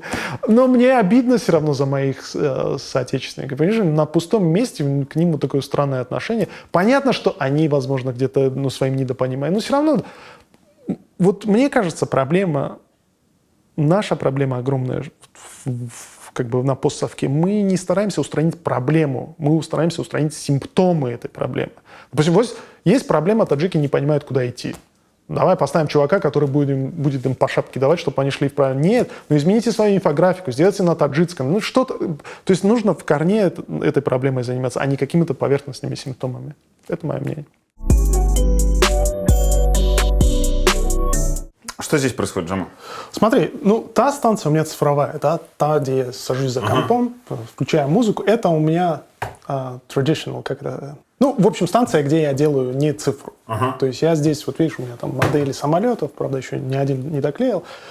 Здесь я сижу, то есть у меня нет компьютера, это классно меня разряжает. Но в профессиональном плане это тоже один из этапов, когда я беру и делаю руками какие-то штуки, потому что иногда это быстрее, да, иногда это... Быстрее, чем рисовать? Да. Рисовать нет, поскольку ты делаешь уже 3D-модель. Смотри, помнишь, мы говорили о костях, да, я немножко неправильно обозвал. Ты делаешь арматуру вначале, да, допустим, ты делаешь какого-то там робота, да, для «Звездных войн», вначале ты делаешь ноги, да, скажем, я хочу, чтобы ноги были такого размера, там, вот тут, может быть, у меня голова будет, да.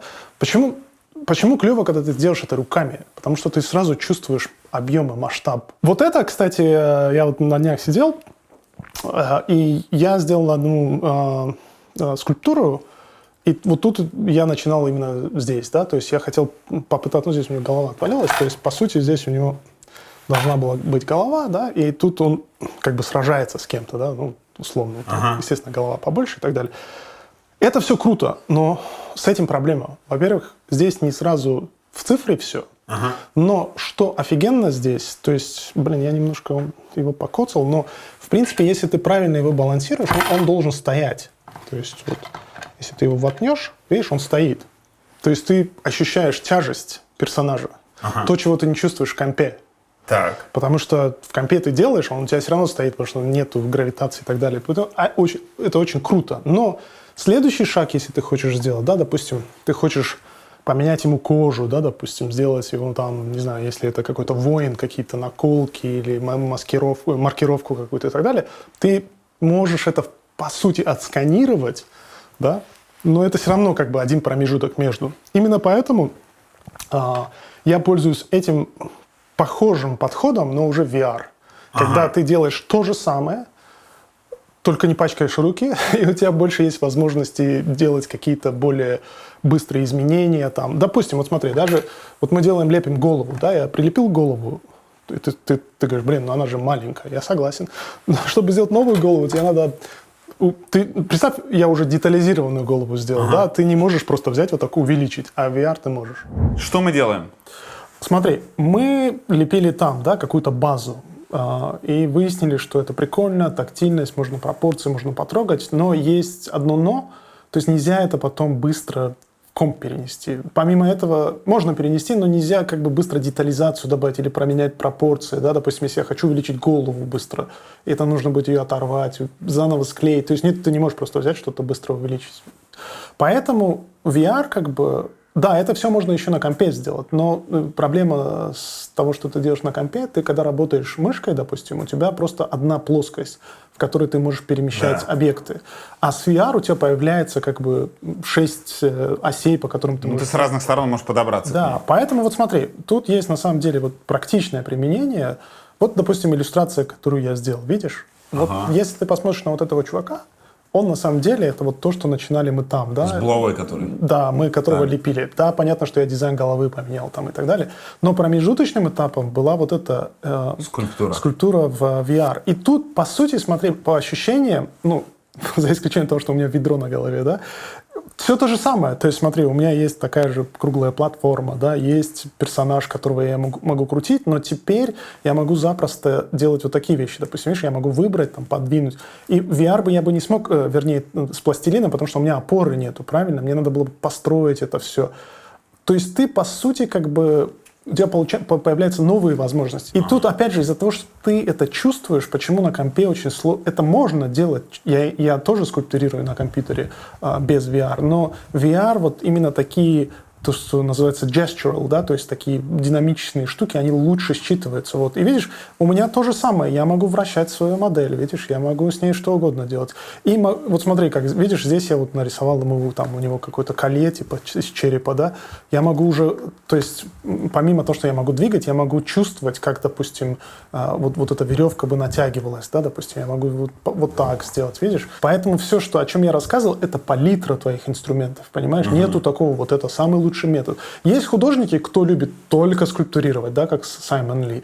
Есть художники, кто любит только рисовать. Я люблю все по одинаково. Потом смотри, мы говорили про референсы и количество мониторов, да, допустим, здесь я могу вытащить и быстро поставить себе там какие-то, как они называются, референсы, да, просто раскидать их вот так вокруг. У меня неограниченное пространство, я могу здесь сюда повесить одну скульптуру, сюда одну.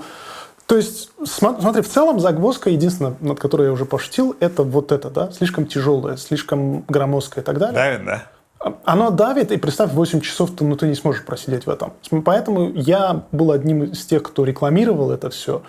И я до сих пор один из тех, кто говорит, со временем это будет широко использоваться, особенно профессионалами. Просто технология немножко должна вперед шагнуть. Допустим, то, что сейчас делает Apple, это бомба, да, и... Это про что? Ну, вот с новым хедсетом, который у них есть, где они убирают контроллеры. То есть ты будешь все руками делать. То есть ты будешь вот брать эту модель. То же самое, что я делал с пластилином, да, только уже это будет все. То есть за этим точно будущее. У меня даже есть одна забавная история, когда я начал делать вот эти VR-эксперименты, я записывал видосы на YouTube, ну и на Facebook рассказывал, а у меня друзья, ну, они все работают концепт-артистами, и один из них пишет мне: чувак, короче, мы вчера Джиму показали твои работы. Чтобы ты понимал, Джим — это Джеймс Кэмерон. То есть они в студии показали ему, видать, видосы. Джиму? Да. Когда они работали над «Аватаром». Вот. И он сказал, что на следующий день всем художникам установили VR эти станции, чтобы они работали, потому что...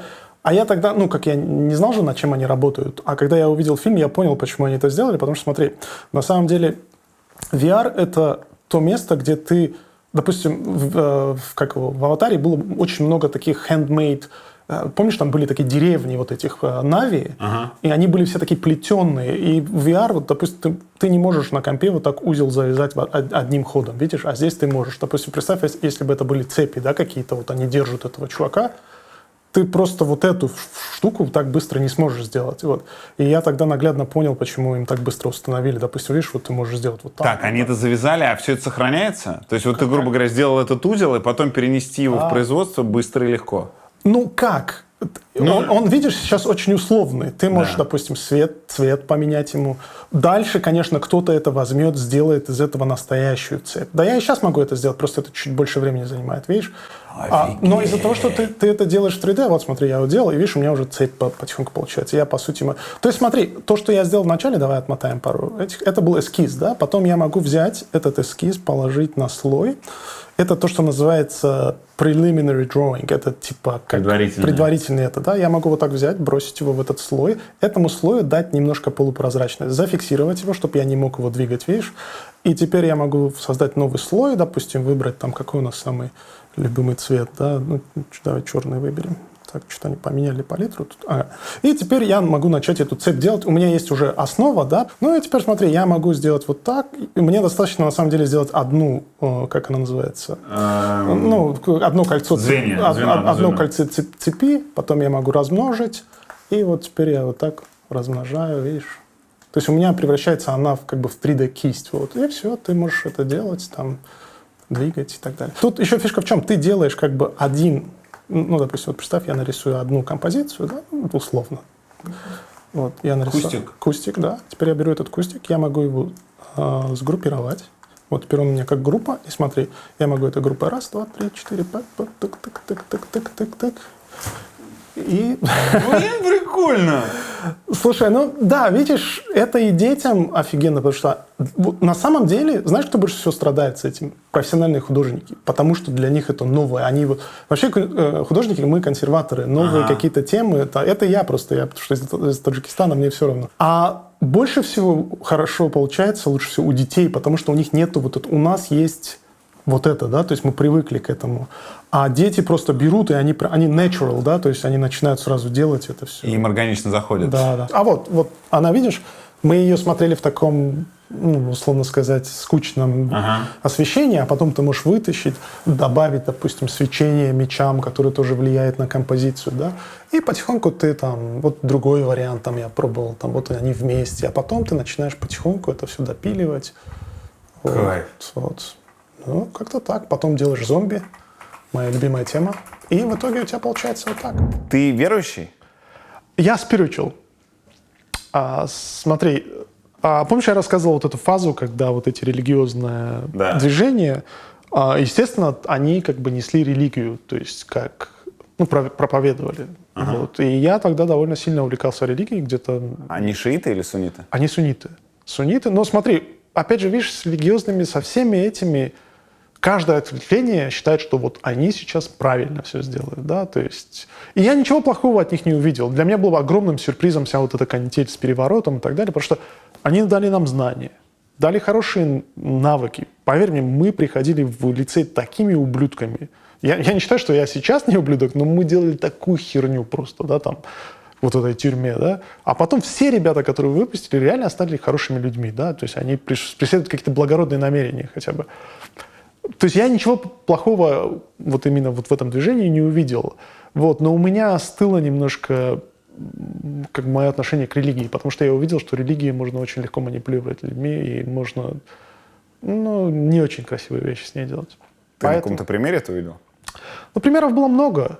даже отношение там, религии к определенным вещам, да, там, к тому же самому гомосексуализму, да, там, и так далее. Для меня это больная тема, потому что я сюда, на самом деле, приехал, я тоже был такой полуватник, я типа, как там. Я даже помню, мне стыдно сейчас за эти вещи, там, я подшучивал, типа, вот, там, толерантность и так далее. Ну, потому что гомофобом приехал? Я приехал, я вырос в патриархальном обществе, да, у меня там папа мне рассказывал истории, как я самый уникальный, там, все женщины должны быть там у моих ног и так далее. И потихоньку ты, когда начинаешь разбираться во всем этом, ты понимаешь, блин, это просто дикость какая-то. А вот в религии, вот особенно в мусульманстве, с этим, ну, допустим, мои ребята, которые, вот, они посмотрят это интервью, больше не пригласят меня, мы собираемся часто. И эти ребята, очень классные ребята, естественно, они как бы до сих пор в теме религиозной. И вот каждый раз, когда всплывает тема там, трансгендеров и гомосексуализма, у них просто комментарии людоедские, да, типа надо их собрать, там, с ними что-нибудь всеми сделать и так далее. Я говорю, ребят, я лучше буду жить с трансгендерами и гомосексуалистами, чем приходить вот такую ерунду от вас выслушивать. Так что я как бы... Это ты в Душанбе так говорил? Да. Слушай, ну это поступок. Мое постсовет, вот это развал вот этого совка, там патриархальное общество, антисемитизм, все эти вещи тебе как бы подмешивают в общую идеологию. И ты растешь, ты сам не понимаешь, почему, но у тебя есть какие-то, формируются какие-то общие... Ну, воздух, которым ты дышишь. Да, и ты, поэтому я никогда никого не осуждаю, да, допустим, я не осуждаю там, мне это неприятно, я не согласен с этим, да, но, допустим, если человек вырос в этой стране, очень сложно вырваться из рамки, потому что я сам понимаю, даже как художнику мне сложно было рамки поломать, потому что никто вокруг меня этим не занимался. То же самое в убеждениях, да. Если ты живешь в Таджикистане, ты не можешь просто один день проснуться и сказать, блин, я все понял. То есть это происходит с опытом. Поэтому, когда ты тут живешь, ты общаешься с людьми, понимаешь, что это вообще даже не про секс где-то, да. Почему-то люди думают, поэтому у них главная претензия прайд-парад, почему они ходят голыми и так далее. Даже не про секс, это про любовь. Вот, допустим, мой самый любимый эпизод в Last of Us — это 3-я серия. Любовь Фрэнка.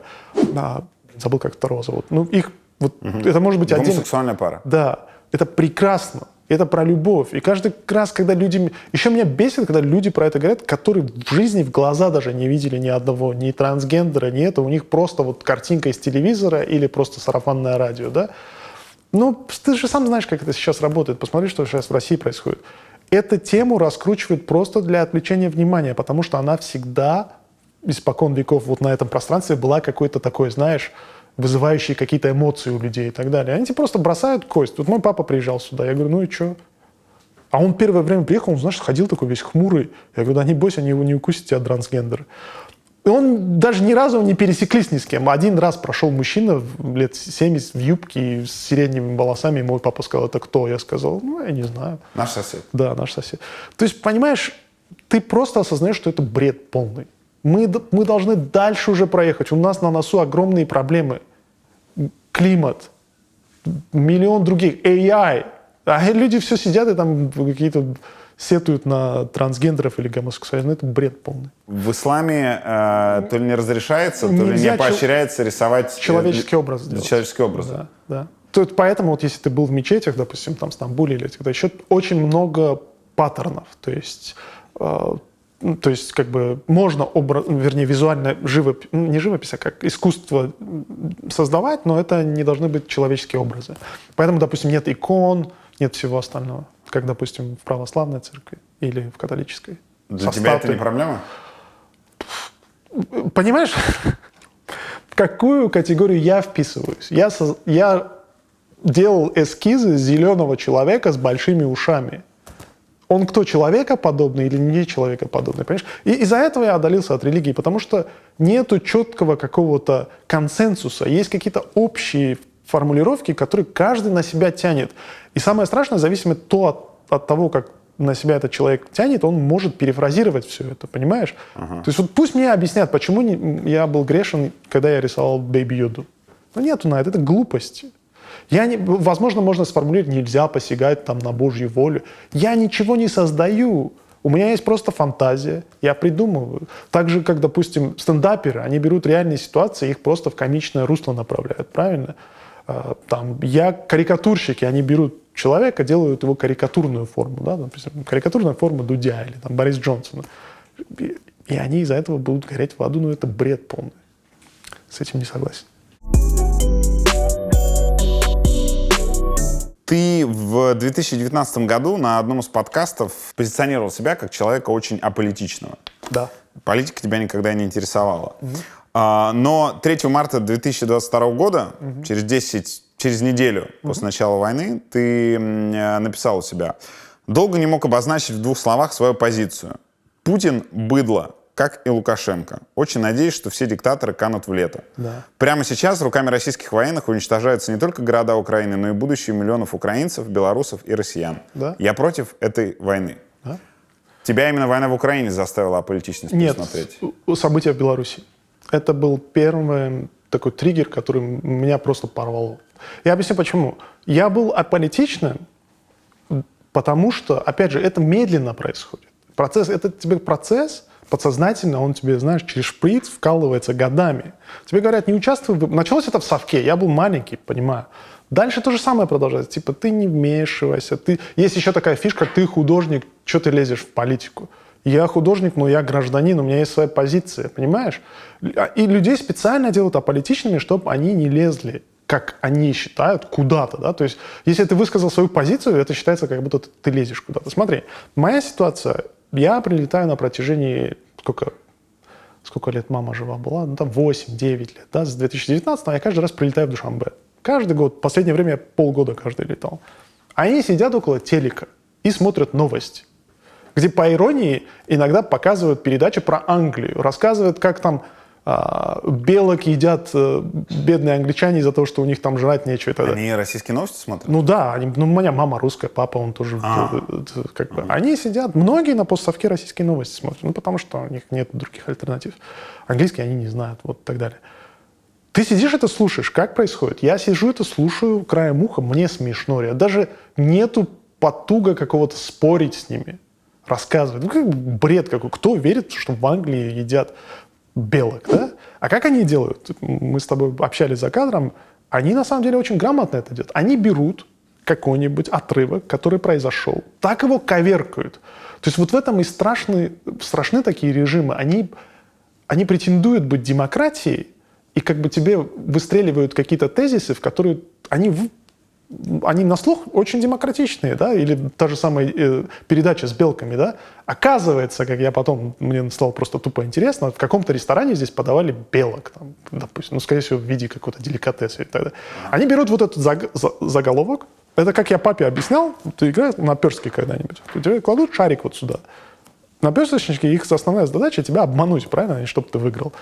И то есть тебе тасуют вот так это все. Говорят, где шарик? Ты говоришь, вот тут. Они понимают, тут шарика нет, а он вот тут. То же самое они делают со всеми формулировками. Тем более человеку более взрослому невозможно разобраться. И я не политик. Моя задача сидеть, делать арт, но меня просто взбесило, как это все проворачивается у нас на глазах. Меня взбесило, как тупеют мои родители. Мой папа такой начитанный, мама отличный человек, но она при этом сидит и важно, что вот в Украине нацисты, знаешь, как они разукрасили все это. Я был в Киеве, я был в Харькове столько раз, я столько раз в Украине был. То есть вот та же история с гомосексуалистом. Ты когда начинаешь, твое мнение меняется, потому что ты, в принципе, общаешься с людьми и понимаешь, что в этом ничего такого нету. То же самое с какими-то там нацистами. Это полный бред. Тем более ты слушаешь людей, понимаешь, о чем все это. Но, опять же, это не моя страна, правильно? Допустим, Россия, как я туда приезжал только делать какие-то... Это не мой президент, да? То есть, но как... Я был очень много раз в Беларуси. Я был 2 или 3 раза в Беларуси. В Минске меня приглашали в Wargaming. Белорусы — это самые классные ребята. Опять, тут не компетишн, кто класснее кого-то. И казахи классные, и все остальные нации. Но вот именно как это правильно сказать, общее ощущение, во-первых, они добрые очень, в общей массе. Они супер талантливые, да, то есть даже вот эта тема с варгеймингом, да. И как? Ты же по настроениям чувствуешь. То есть приезжаешь ты там в 2013-м, скажешь, они говорят, ну да, у нас Лукашенко, а ближе к 19-20 году уже ты понимаешь, что всем надоел он. То есть, реально надоел. И потом ты знаешь, что случилось в 2020-м, да, то есть чувак проиграл выборы, не захотел уходить. То есть тупо не захотел уходить. И начались вот эти все избиения, и тогда мне реально Я уже просто как-то, окей, надо в этом во всем более подробно разобраться. Да, я уже как бы понимал из того, что я достаточно плотно общался с ребятами, то есть с художниками и так далее. Вот. И смотри, у тебя было очень много выпусков, где люди, чья компетентность, да, допустим, моя компетентность, я могу тебе классно рассказать, как тень положить там в 3D, да, вот это моя тема. Поэтому я не самый первый человек, который тебе может рассказать, почему они не правы, но я тебе одно могу сказать, я всегда, вот всю свою осознанную жизнь не любил людей, которые тащат нас в трясину, которые рассказывают нам трясину и в прошлое. Рассказывают нам всякие байки про то, что в Советском Союзе было классно, да, там, рассказывают нам, что вот раньше было лучше, давайте вернем, у них не получилось, но мы сделаем классно, да. Они забирают наше будущее. Ладно, мне там 44 года, да, но есть ребята молодые, ты смотришь на них и понимаешь, что у них их тоже collateral damage, да, то есть вот из-за того, что все это происходит, они все равно всасывают, и у них забирают их будущее, по сути, да. Посмотри, вот я написал 2 года назад, да, забирают наше будущее. Смотри, люди, которые не хотели уезжать, вынуждены были уехать. Я понимаю людей, которые не хотели уезжать, им нравилось в России как территориально там круто, да, в Беларуси прекрасная страна, почему я должен уезжать? И как бы вот это все, я как бы... То есть я абсолютно не поддерживаю. Я не люблю во многих странах на постсовке это как антель, когда притаскивают за уши вот это прошлое, давайте мы будем, у нас свой путь. Мы можем столько многому у друг друга научиться, и я просто не понимаю, зачем. Я понимаю, зачем это делать, они не хотят уходить. В Таджикистане же та же ситуация. Да, ты хочешь, чтобы меня в тюрьму посадили? Ну смотри, если ты еще летаешь в Таджикистан, то я, конечно, не хотел бы тебя под тюрьму подставить. Я летаю в Таджикистан, да. Ага. Но мне кажется, меня уже вызовут, скажут, а вот что ты имел в виду? Это же, знаешь, как по Беларуси, ты не сказал, но ты подумал. Ребят, смотрите, суммируя, я за будущее, а будущее за знание. То есть надо вкладываться в знания. Ты говорил, что в России супер айтишники, да, там. У нас, возможно, в стране тоже свои таланты. У нас тоже же постсовковая школа, тоже много айтишников. Дайте нам шанс. Дайте нам шанс вкладываться в нашу страну, там, открывать новые школы, делать какие-то там программы и так далее. Но с этим есть одна проблема. Когда человек получает образование, начинает задаваться вопросами, что где-то что-то не стыкуется, понимаешь? Что президент Таджикистана уже 30 лет. Этого я не говорил. Я это сказал. Окей. Про деньги. Да. Про тебя есть большой материал на Форбсе российском. Да. Там оцениваются твои заработки следующим образом. Во-первых, там говорится, что курсы тебе приносят уже половину твоих доходов от рисования. Насколько это близко к правде? Зависит. Иногда я делаю курс 1, иногда 2, 3 могу. Это зависит. Вот. И тут, знаешь же, как Forbes работает. Они свои доводы делают. Это не цифры, которые я предлагаю. Я сам... Поэтому из-за этого разрушилась судьба моего кыргызстанского друга. У меня есть один знакомый в Кыргызстане. И он на протяжении этих 4 лет пытается понять, это была правда или нет. Он мне прописал в Фейсбуке. Колыбай, привет. А потом он меня в реале спрашивал в прошлом году. Он мне говорит, ну скажи, я не могу спать. Ну, знаешь, в таком комичном русле. Там говорится, что твоя зарплата, ну, сотрудник твоего уровня, вот именно мы сейчас берем, мы сейчас берем работу. Концепт-художник твоего уровня может зарабатывать $400 тысяч в год. Да, запросто. Запросто. Да. Это близко к правде. Да. Могут ли еще столько же приносить курсы? Курсы, сайт-проекты, да. Ага. Да. То есть зарплата в $800 тысяч в год, которую говорит Forbes, она реальна? Она реальна, но видишь, смотри, с тех пор появились новые инструменты зарабатывания, NFT, да, там, то есть художники могут свои работы конвертировать, но это работа. Вот люди не понимают, когда они думают, ну ты сделал там какую-то картинку, почему тебе столько много платят? Потому что ты знаешь много. Ты умеешь, понимаешь, как композицию сделать, свет сделать, как сделать там то, при этом в дизайне разбираешь, в истории разбираешь, как подстроить, сделать так, чтобы это режиссеру понравилось. Там такой комплекс, когда людям начинаешь объяснять это, они тогда примерно могут понять. Допустим, та же самая, если ты меня спрашиваешь, почему я не влился в NFT, причина проста, у меня нет времени, что этим надо заниматься. Люди думают, нарисовал картинку, ее купили. Нет.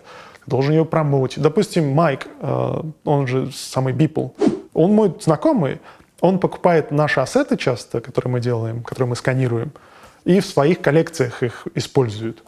Но при этом наши ассеты стоят там вот столько, а его работы, сам знаешь, да? Там... Это тот чувак, который больше всего зарабатывает Да, на NFT. People, которые... Мы с ним знакомы еще до того, как он стал именно NFT знаменитостью. Но это огромная работа. Чувак каждый день выкладывал на протяжении там сколько-то лет, every days у него было. Представь, каждый день делать графику.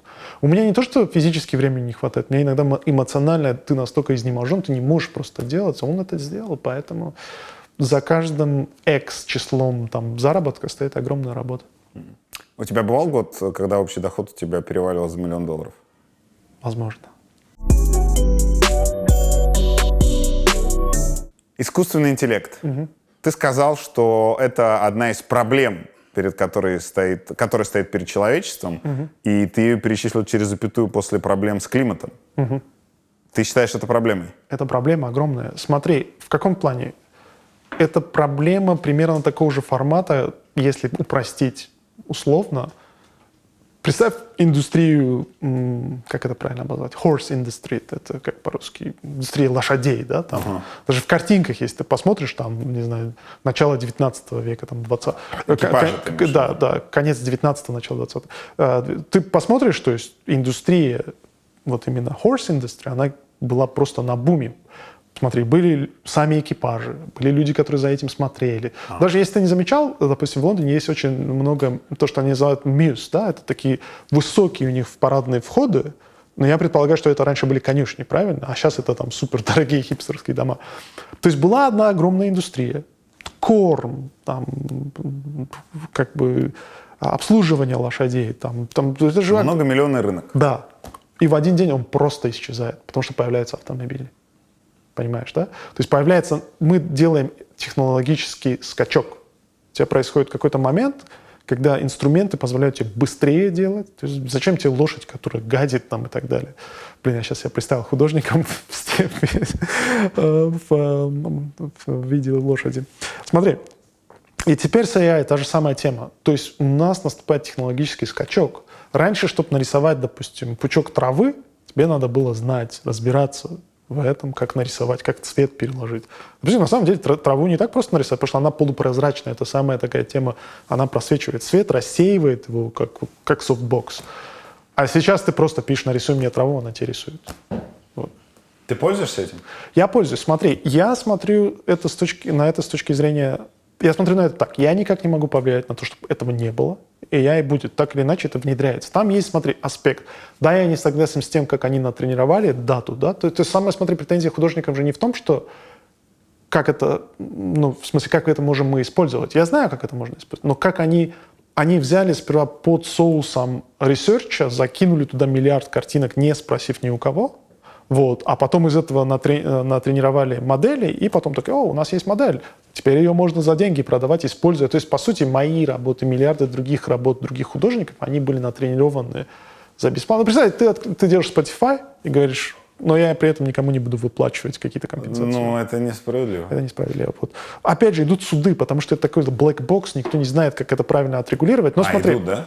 Ну, по авторскому праву. Да, допустим, мы как концепт-художники, мы собрали кейс, каждый, вот, допустим, мы через GoFund зафандили компанию, где ребята в Штатах через Сенат продвигают наши права.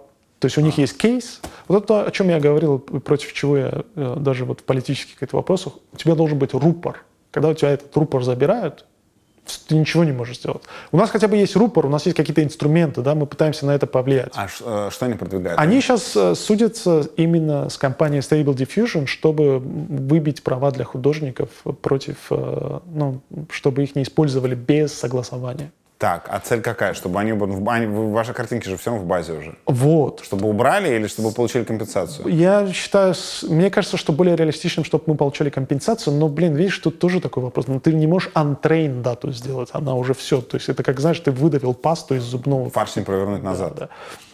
Поэтому, но смотри, была забастовка сценаристов. У них одним из пунктов была регуляция AI, и они добились ее, потому что, по сути, их же тоже коснулось. Ты можешь чат GPT забить там, и он тебе может выдать какой-то... Но при этом, смотри, вернувшись назад, я никак не могу на это повлиять, помимо судебных этих. Да? Допустим, я задонатил, я в этом не разбираюсь, потому что я в юридическом праве вообще не разбираюсь. Они делают свою работу, я надеюсь, что это как-то... Но есть позитивные моменты. Допустим, вот то, что я озвучил, есть в моей работе какие-то элементы, которые очень много времени занимают, и их вручную приходится делать. Да? Допустим, к сожалению, вот это убьет очень многие работы. Допустим, есть художники, которые делают, может быть, не такую креативную работу, но одновременно важную, да, там, отрисовывают задние фоны, да, там, делают, а сейчас ты в AI забиваешь, и это все. Но, смотри, может быть, на момент, там, через 5 лет я буду смотреть это видео, и мне будет казаться, что я глубоко ошибался, но пока я сужу из того, что мой impression, да, то есть мое ощущение. AI офигенно имитирует. Вот если ты скажешь, я хочу Дудя, но с таджикским национальным колоритом, и он тебе раз, потому что у него в дате есть и то, да, он тебе смешает, вот. Но AI в имитации она супер делает, но при этом она не может, как мы, сделать что-то новое. Поэтому, когда можно это контраргументировать, сказать, но если ты загонишь туда это новое, тогда оно уже сможет. Но тут, видишь, как курица с яйцом. Мы делаем что-то новое, загоняем, и, наверное, скорее всего, мы за эти права будем бороться, понимаешь? То есть мы не untrained data, а мы говорим, то, что мы делаем, принадлежит нам. Если вы хотите тренировать модель на этом, купите лицензию, да, и так далее. В этой комнатке среди прочих устройств оказался 3D-сканер.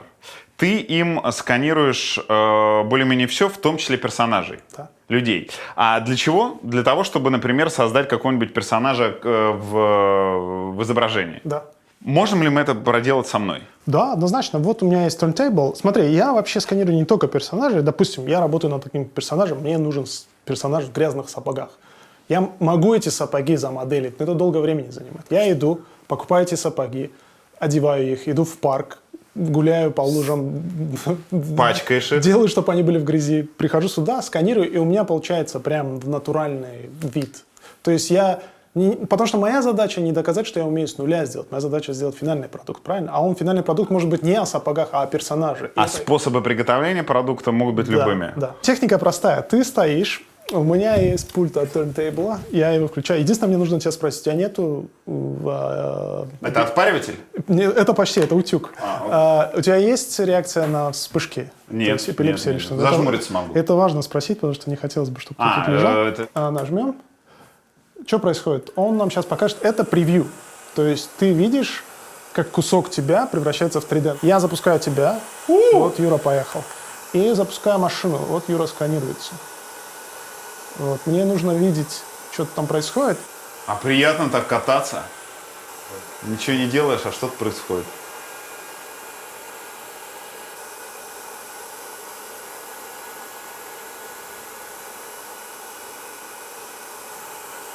Да, ну давай прогоним вот это, посмотрим, что у нас получилось.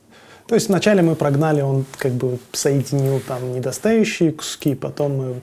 Вот видишь, здесь много всяких плавающих таких штук вокруг. Сейчас он уберет парочку их. И потом, я надеюсь... Это немножко может времени занять. То есть сейчас он что делает? Он конвертирует этот point cloud, да, то, что называется, в реальную геометрию, которую можно потом заэкспортить, и можем освещение поставить любое, да.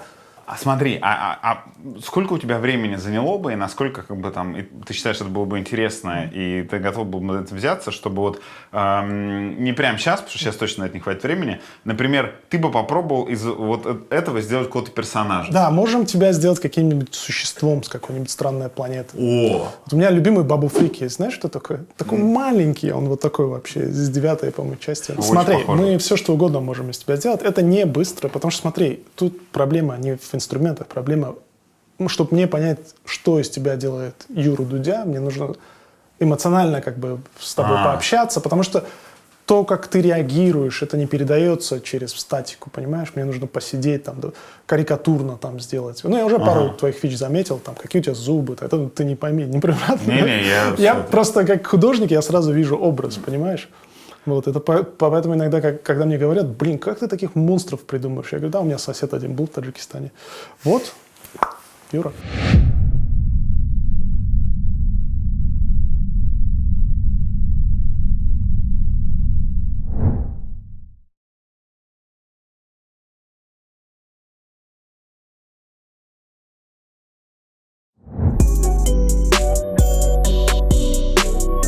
И финальное. Да. В чем сила? Сила в уважении к друг другу. Потому что если ты уважаешь друг друга, ты будешь совсем по-другому выстраивать свои отношения. Уважающийся человек не будет там без очереди вклиниваться, там, не будет какими-то нелегальными запрещенными приемами себя проталкивать. Вот почему мне повезло, и моя профессия мне так нравится. В моей жизненной карьере никогда мне не пришлось кого-то обидеть, чтобы продвинуться вот в этой иерархии, да, или там вот как-то за счет кого-то выехать. Я всегда старался вот это свое уважение использовать, и я считаю, что сила в уважении друг к другу. Всех ли можно уважать?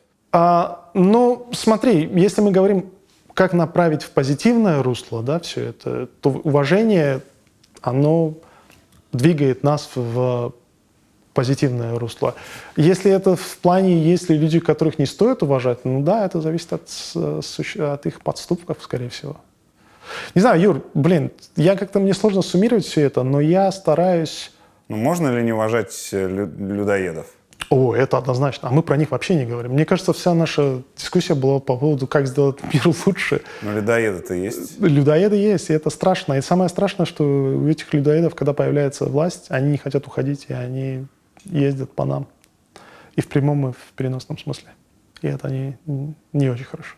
Вот, допустим, если я не делаю какой-то конкретный поступок, мерило моему поступку не Бог, не там Конституция там, или что-то еще. Мне кажется, я хочу просто уважать права других людей. Да? Помнишь, как ты говорил, моя позиция поменялась по отношению к трансгендерам или там, гомосексуализму и так далее. Я, допустим, в жизни не умел нарушать очереди. Меня вот это коробит, знаешь, когда ты приходишь, и вот у нас на постсовке очень распространенная тема. Ты стоишь в очереди, чувак раз прошел перед тобой, встал, да? Вот когда такое происходит, все мои конфликты в аэропортах и так далее крутятся вот вокруг этого. То же самое в работе, да, допустим, как художник, мне посчастливилось ни разу не попадать в такую ситуацию. И поэтому, допустим, меня иногда спрашивают, почему ты уехал из Таджикистана? Первая причина, там нет индустрии, а вторая, я боялся, что я попаду в такую ситуацию, когда мне придется перед кем-то присмыкаться, я не умею этого делать.